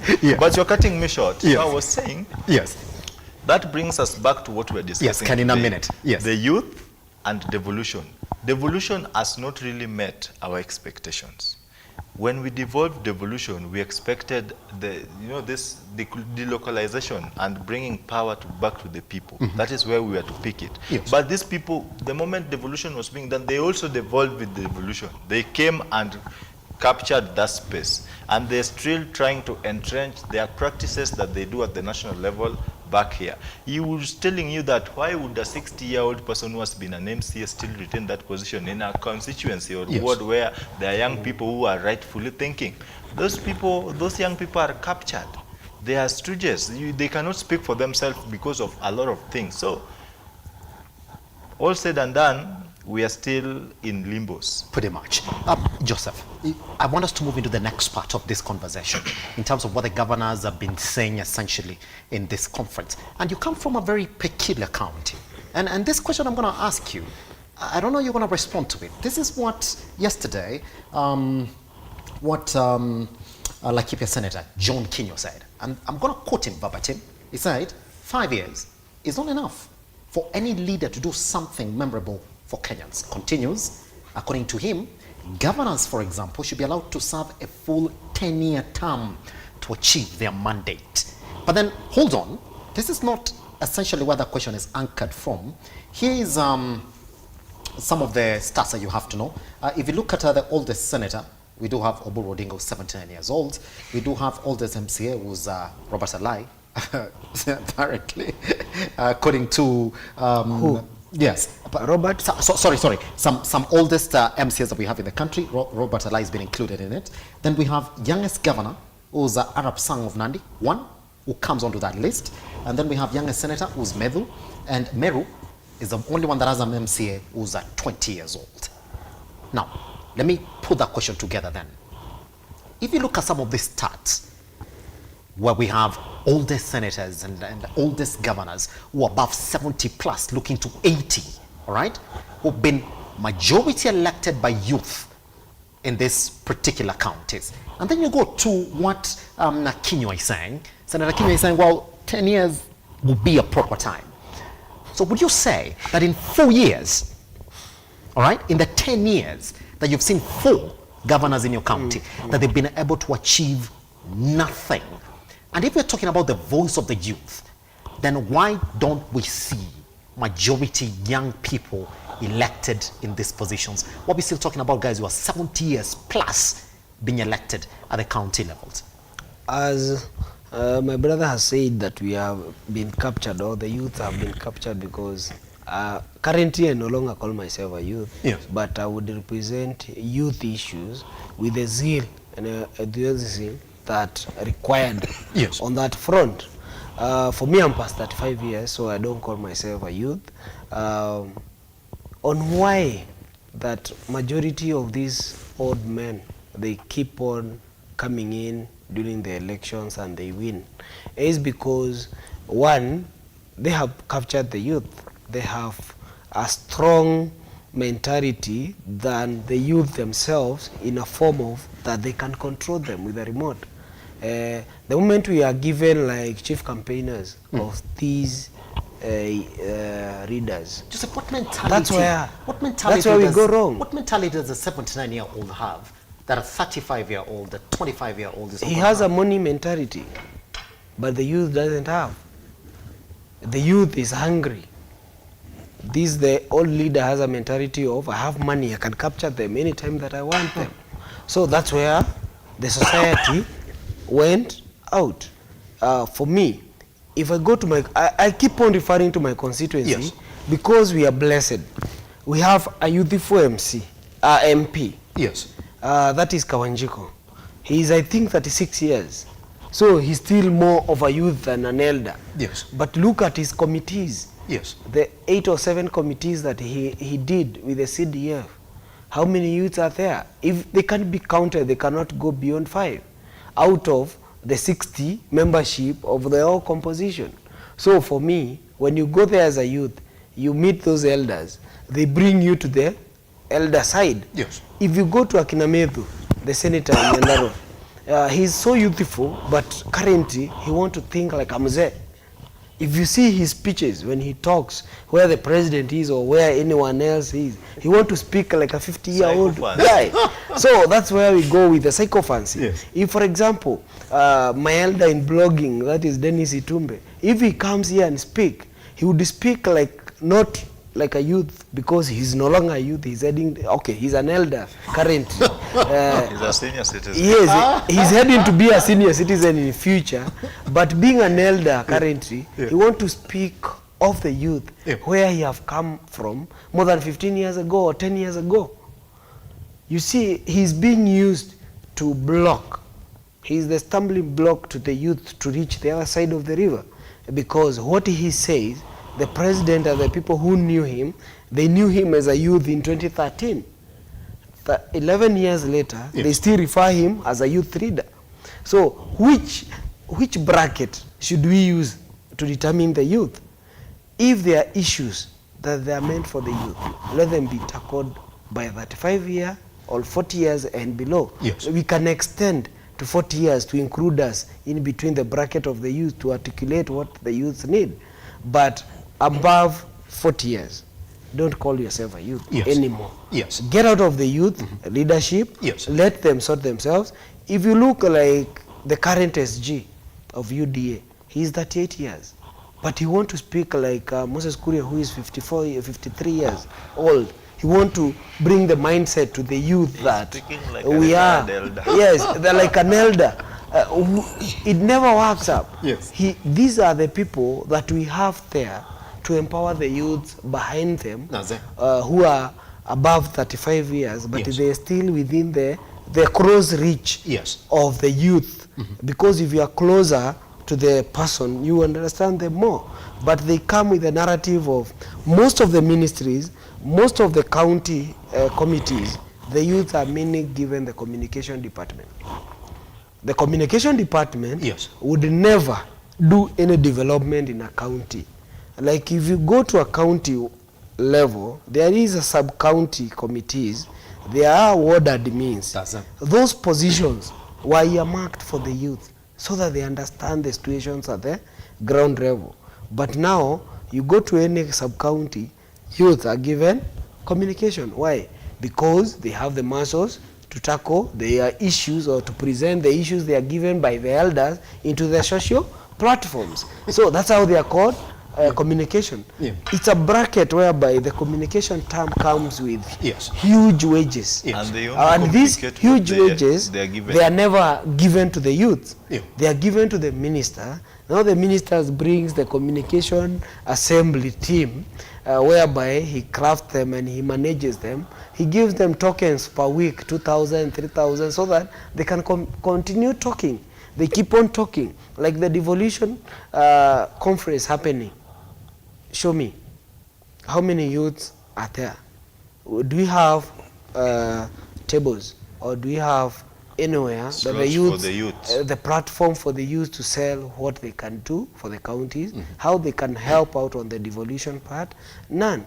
If, for example, my governor is there and says that he is representing some kind of narratives that would manage the youth and help the youth, he never came to the sub-county or county level to ask to bring up the youth together so that they can say what their challenges and the problems are. They just pick from wherever they pick from the social platforms and say that the youth are good, they are well placed in communications. Like for example, if today you are to meet the president, the only opportunity as a 40 years and below would be given to you, would be welcome to communication team of the president, welcome to the protocol team of the president, welcome to the protocol, yani the KYM, Kandayamoko person, the layman who carries the tables and chairs for them, who carries the microphones, not to use them to tell them what they want to hear, but to pass the mic to the elders, to talk as elders. So when you meet them, you meet a flock of elders, now you are a youth. When you raise an issue, you are attacked from all corners. That's where the problem is. I want us to go for a tiny breather. There's a question that I want you to touch on, like how many years it would take for a governor to deliver. If indeed we're talking about how some youth have not felt devolution in terms of development and employment opportunities. The same stat, by the way. When you look at the national statistic, you could pick those stats of unemployment and take them to every county in the country. Once we come back, Joseph, from this tiny breather, I want to actually touch on that. And it's not only Kenya who's saying that. This is according to Rachel Tabitha. So what she's saying, today, at the Devolution conference, we celebrate a decade of devolution in Kenya. Now listen, Nairobi has yet to experience the benefits of devolution due to previous poor leadership. She continues, 2027 election cycle, it is imperative that we make the right decision. So how long does it take for a governor to deliver? Some of them have been in office, by the way, for 2 terms, 10 complete years. Then should we be looking back and saying, best counties for us to benchmark? Then what are we talking about it once we come back?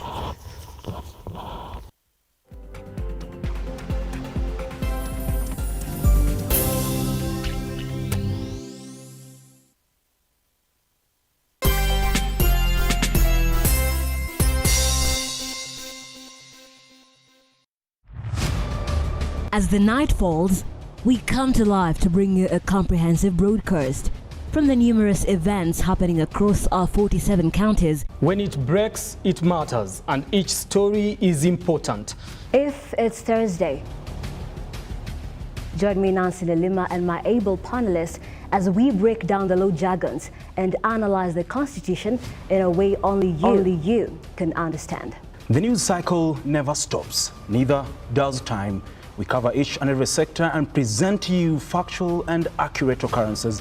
This is where facts win the day. Join me, Nancy Lima, Ian Keitani, Tuesday, every Wednesday, Thursday, as from 9 p.m. on The Insight, only on Lookuptv.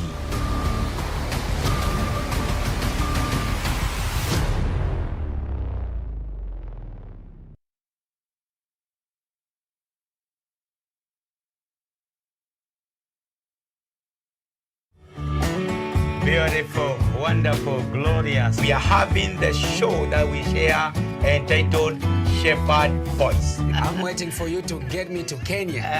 That's what I'm waiting for you. God is the source of every blessings that flow into your life. And I know that God is going to bless you and to do a new thing. Pray.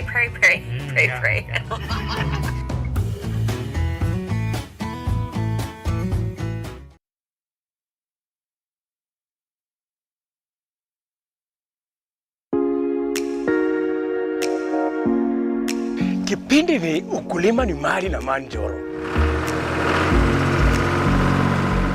Every Sunday saa 10 wa mboga,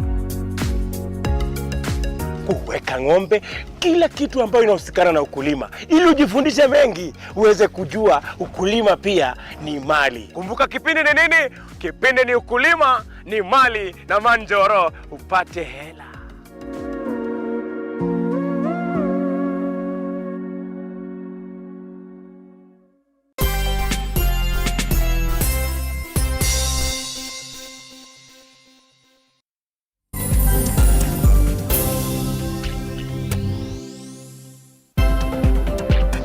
Get into the last part of our conversation this morning. We're looking at where the youth are in this particular conversation for devolution. If you're indeed crying, then some of the issues that are going to be talked about for the next couple of days as we await for that conference to kick on today and wait for that address for Raila Amolo Odinga. So you like to think then they would also going to talk about that. Like, let's see youth participation in the counties. Just before I cross over to you, Joseph, Simba, how long does it take for a governor to deliver?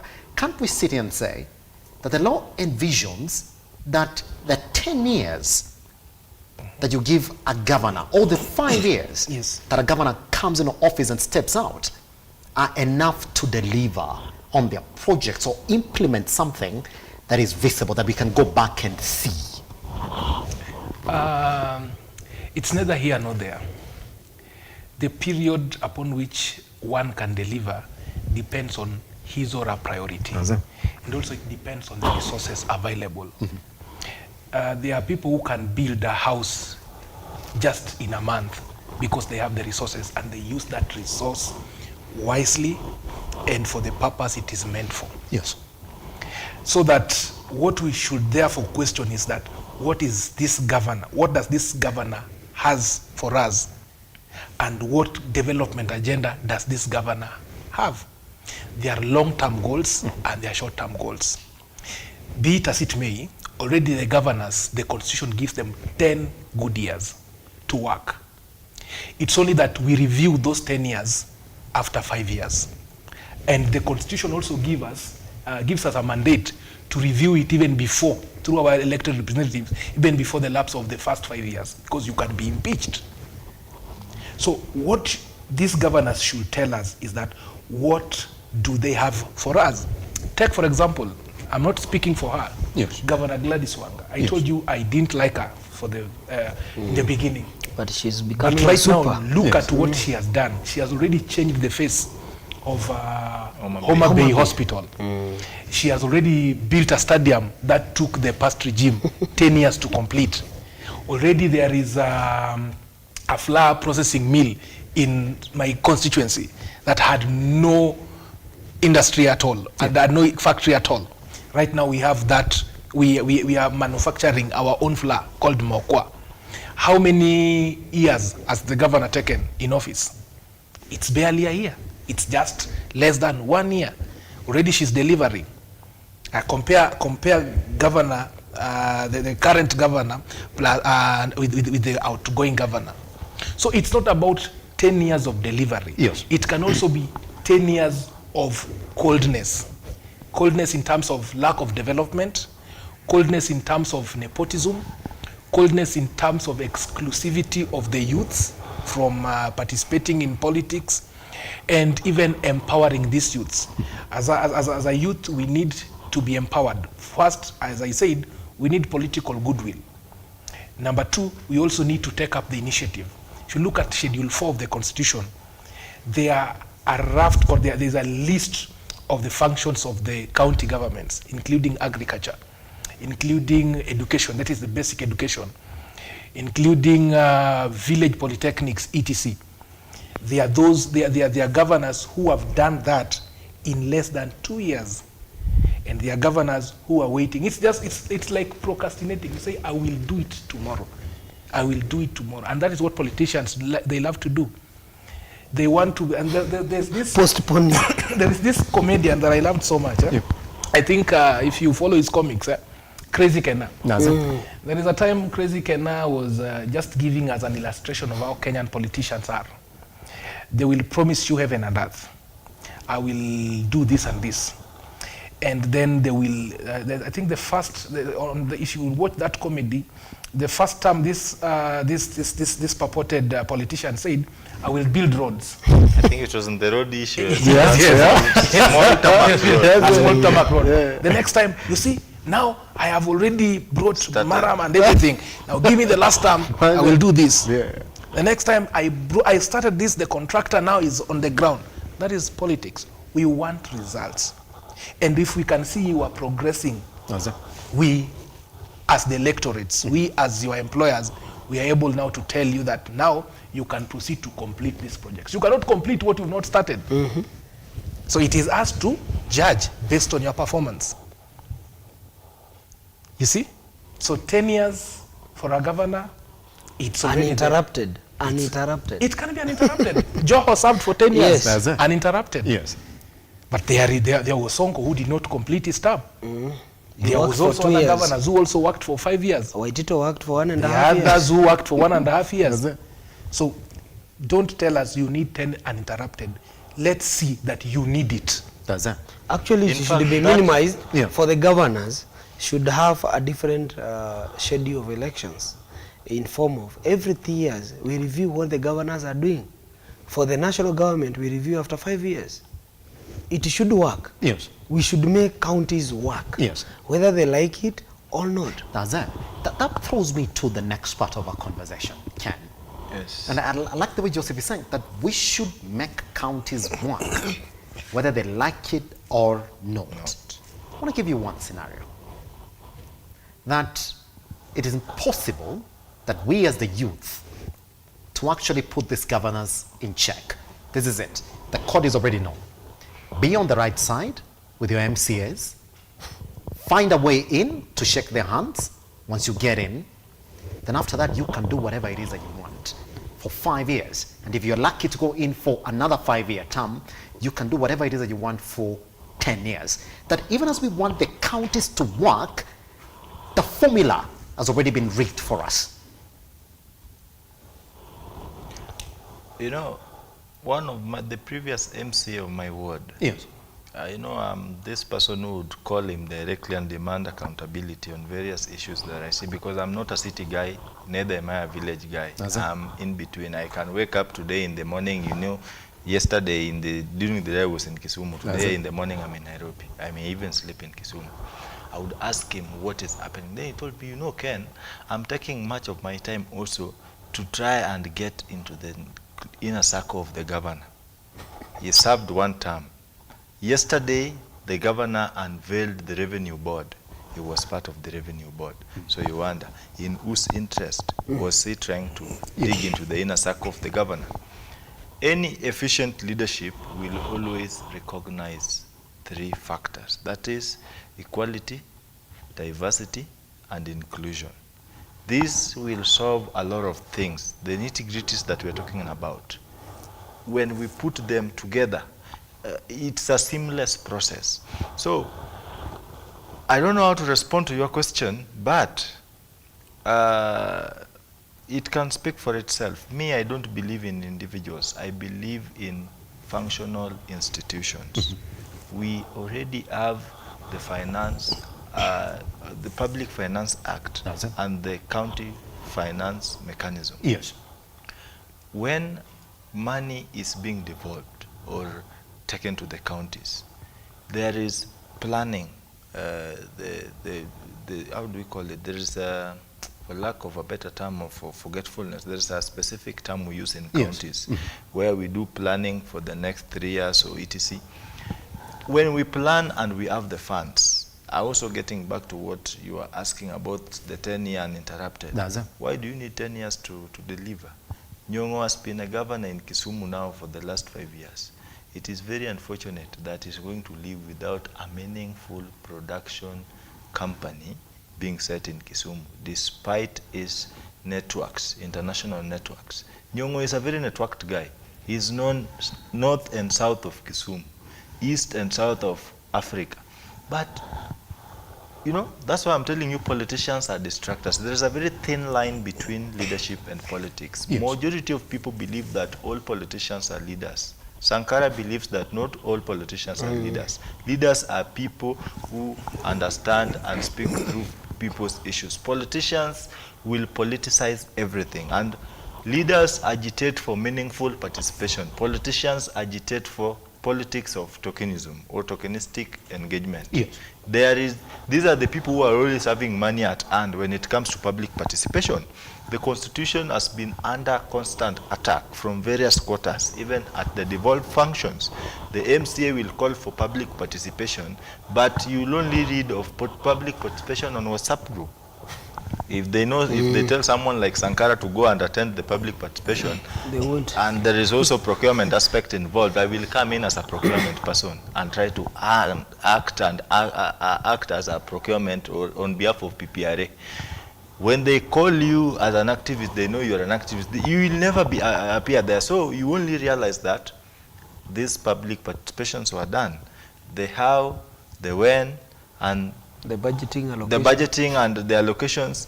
They will always pay and pick stooges, people who cannot ask them questions. People would tell them, yes, sir. They go there, they say, we are going to build this road. Ooh, they clap. Those are the people they want. They don't want people who listen keenly, take notes and rise on their feet to ask them. But this, the timing and etc. So, devolution has tried to work, though majority of the challenges devolution is facing is from the believers of status quo. The believers of status quo have been devolved from the national to the world level. They are all over. They are trying to do things the way they've been done over and over again. But that's why we are still missing on these three aspects that I talked about: equality, diversity, and inclusion. The young people thing has become a talk, and I do want to position myself as a young person who not only complains but provides solutions. You know, at the end of the day, if I come here, talk about everything negative that I've seen, then I offer no solution. I don't help that young person watching me there. Look at matters with health. Do we need a new legislation or just enforcement of existing policies? The health, now I'm talking about devolution as a young person with devolution for the last 10 years. We remit 500 monthly for NHIF. You walk into a public hospital. I have worked in a regional hospital facility in the procurement and in the pharmacy. You realize that the much NHIF can procure for your drugs is Panadol, paracetamol, and paracetamol. I'm telling you the truth. My dad has been sick for the last 8 years. I've been in 8 months. Sorry, I've been in Kisumu. I've worked in all the hospitals and all the pharmacies. Whenever I'm done with the public facility, I go to the pharmacy only to pick paracetamol. The rest of the expensive drugs, I get them out. Now the baffling question is, on what setup would a mere small pharmacy in town, equivalent to a washroom, get the financial guts to purchase vital and expensive drugs that a medical facility like Jaramogi Oginga Odinga Teaching and Referral Hospital cannot afford. The how is very loud. That is health. Do we really need to reformalize? You hear this government talking about the current regime, fertilizer. It is not a bad idea to distribute fertilizer. Agricultural production is the backbone to a strong political, social and economical existence. Yes. But all said and done, why would you take a fertilizer to someone like a Kenyan in Machakos? Machakos is very dry, some part of it. Use Garissa. Or use Garissa. Because there is nowhere they are saying that this fertilizer should not get to Garissa. Has it been said? No. They are entitled to it. Why don't we subsidize? You know, I see most of our academic dwarfs who are legislators in parliament. Yes. They speak about fertilizers as if this is a topic. I mean, why would you subsidize something, go out campaign that you are actually doing public sensitization that are subsidized? Look, this is what we are supposed to do. Do those farmers even know how to apply those fertilizers? Because the moment I use fertilizer today, tomorrow it's not there. It's not the that same land fertilizer is that you affected. use. And even if you leave that, the question is the sustainability of the supply, fertilizers distribution vis-a-vis the availability. How available is it going to be in the next phase? I talked of having institutions working, not individuals. There might be a RUTO, the RUTO administration may not be there forever, but we need to have institutions that are going to work beyond individuals' existence. That's now, you are taking fertilizers to those other counties. Why don't we just take fertilizer to counties that are rich? Look, Israel, we all have the history of Israel and Japan. Japan is an island. They do what we call, I'm not a geographer, land reclamation. They embrace agriculture. Israel even import land to grow crops and even export. Tel Aviv was a desert in the 60s. Today it's an Middle East, Saudi Arabia, currently. We have, and we in Kenya, we experience tropical rainfalls. Are we not blessed? It is political goodwill. The thin line between leadership and governance and politics. We have political parties that are only meant as vehicles to power. When they get there, the laws the legislators are making, they are not laws of prosperity. They are laws for personal interest. Personal interest, short-term interest, and then all this turns our constitution into a creative convenience. Yes, pretty much. But I've lost the order of our conversation. Simba, I'll be coming to you, Joseph. Yes. This is one thing that has also been seen to reoccur into the county levels. That we elect these governors on a party basis. Yes. Where you have a governor who says, I'm a Kenya Kwanza governor. Where you have a senator who says, I'm a Kenya Kwanza senator. Where you have an MCA who says, I am an azimio coalition MCA. And so, in reality, what we tend to see is that there is no disconnect between national politics and county politics. Where, if I'm a governor from a particular party, then indeed, I've got more of a national outlook as opposed to a county outlook. To the point that when I see you, I don't see you as a governor. I see you as a governor who's representing the national government, which is essentially the party that has delivered the national government. Which is why some youth could not know what to do to a governor who's untouchable. And we've seen a couple of cases where even the governors that are going to get impeached, party politics play out in the Senate House, where the ruling party will come in and say, we're going to support or not support. Case in point, there have been conversations of how the deputy governor for, was it Siaya County? Yes. That he only survived because indeed the Kenya Kwanza senators decided to gang on save him. The Azimio senators. Yes. Is that why the problem To sabotage the county. that even as we're crying about how county should work, we cannot differentiate the county governments and the national government. It's one and the same thing. That's very true. And I think I mentioned it in the beginning. Yeah. I once did a paper on democratization of political parties in Kenya. There is no democracy in our political parties. And there is a Political Parties Act, and most of these parties are formed, or they are ethnicized.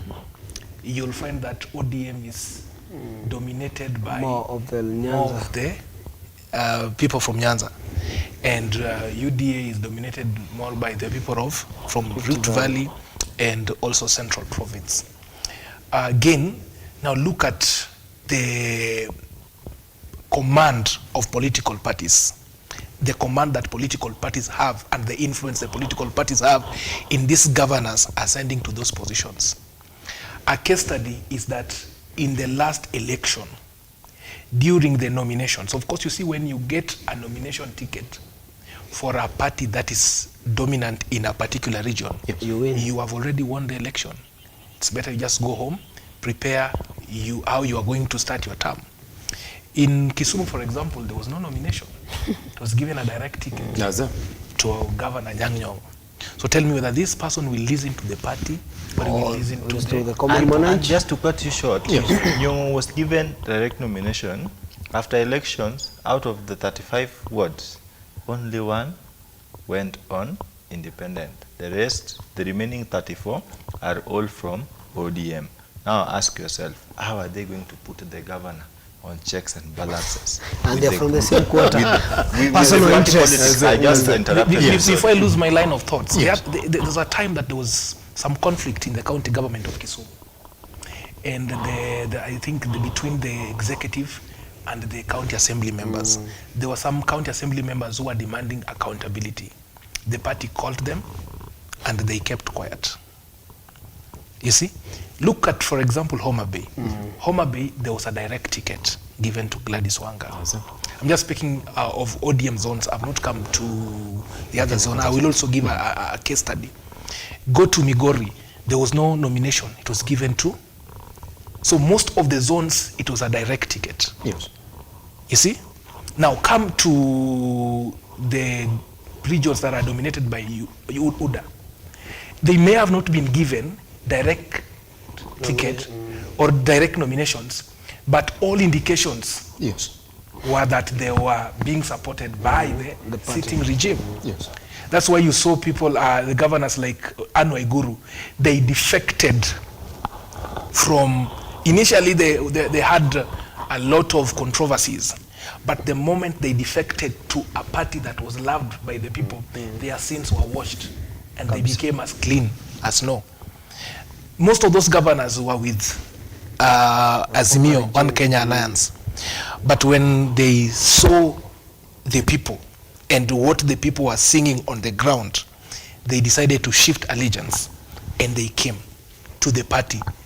And now this brings me to my assessment or analysis that it's very difficult for these governors to fight for you as a common man.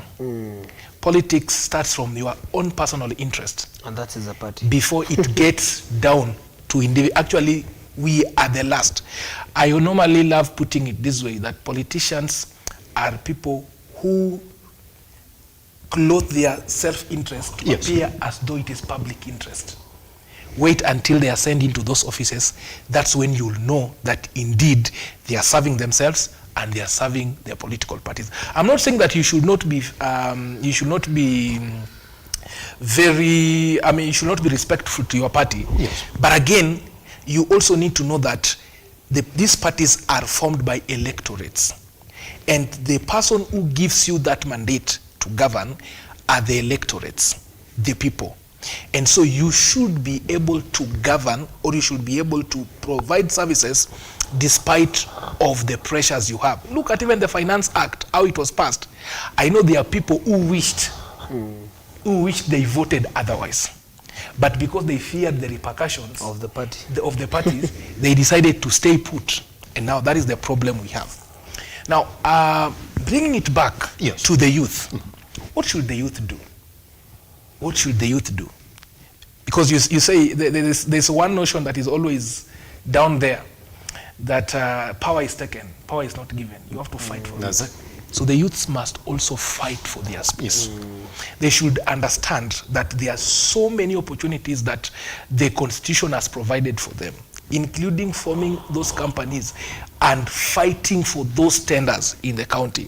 And if you see any anomaly, you have the right to petition, to approach a lawyer. You can, the law now even provides for, you can petition by yourself, like you see Okia Mtata has been petitioning some of the oppressive laws and even decisions made by county governments. That is one way the youth can keep the government in check. Number two is also by taking initiatives. How do we take those initiatives just to keep the government in check? Apart from just crying out that we need this and this. You see, if we have a formidable force, if we decide that this is the direction we are taking. Of course, I know it's a tall order because finances and also are involved. And these people are watching you. And these people want to eat. Yes. They already put counter counterattack in place. So before you implement first strategy, they will use you to divide you. They will divide you and use you to divide you. They will do like they did to Omolmloas. So the last thing we need to understand as electorates is that if we do not stand out, if we do not understand what is in there for us, if we do not stand up to fight, and we wait for these political parties to fight for us, it will be too late. Because the next election, most probably, if these parties will be now very stronger, they will still go for their people. And you know, if you are given an opportunity to govern, what happens? You are exposed. You are exposed to knowledge, you are exposed to finances, and you can easily hire a vehicle, stand on top of it, and provide a few coins, which I know Sankara right now cannot do. Joseph, it makes a proper point. But I want to ask you the same question, and you got like 4 minutes to respond to it. That when we as a youth sit and elect these leaders at the county levels, and then all of a sudden we see these headlines. There's a gate that is costing 1 million. There's a wheelbarrow that is going for 100,000. And we're sitting there saying there are no job opportunities at the county level. What are we supposed to do as the youth? Because the same constitution is telling you, no. But the reason as why we started Devolution is because we wanted to get these jobs here locally. So your governor has been essentially entrusted with the responsibility to tell you where your job is going to come from, to tell you this money that is fighting to get from the national government, where is it going to go? What am I supposed to do as a youth today when I'm sitting here with my governor who's telling me, you know, 5 years is not enough for me to give you a job. I need another 5 years, so don't take me out of office. I am still implementing my strategies to give you that job. What am I supposed to do? I think on that note, it's a very hard question on what to do as for the youth. Yes. But as we speak out and we try and interrogate the elders who are leading us. Yes. Majority of these youths would come and say, Joseph, who elects these governors? Okay, is it the youth? No, it's the youth.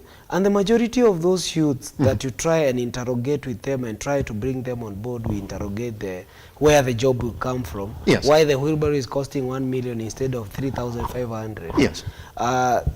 First, they are brainwashed that leave him alone. In one way or the other, he's trying to insult the elders. That's how they come up. They start with those phrases. The moment they have muscles to attend to any meeting or to bring up together anyone, they make sure that the interrogator is never heard. And if he is heard, he will always be interrogated on other dimensions in terms of taxation and all that. All the burden, all the criminalization will come unto us. Yes. Like for me, I have stood for my ward, Kihara ward, so many times. And when you bring, like, we don't talk of so many years, we talk of February of this year. Kihara Gashie Road wasn't being done. But out of my own goodwill, out of no money, nothing, I tried and mobilized the youth so that we can come and say, no, this road must be done. The dust was killing our shoshos, our mothers and everyone. The MCAs, the MPs who are elected, they were seeing it, but they were doing nothing. For me, I brought up to a close of not more than 20 people. Yes. The youthful ones. We dug the trenches. We did everything so that when the president was coming to Ruiru on that morning, we had the intel on our side that everyone from the leadership will be there. The president, the vice president, every police will be there. So we were left in the village that night for ourselves. So we did what we could with the youth for our own gain. Currently, that road is already done 6 months down the line. So it's not a matter of what to do. It's a matter of how many people can you convince for the action so that the action can be amplified for it to be done. The highlight of that road was done the whole day that the president was in Ruiru, to a point of the MP himself, he said, I cannot go to Gashie because they are planning to impeach me.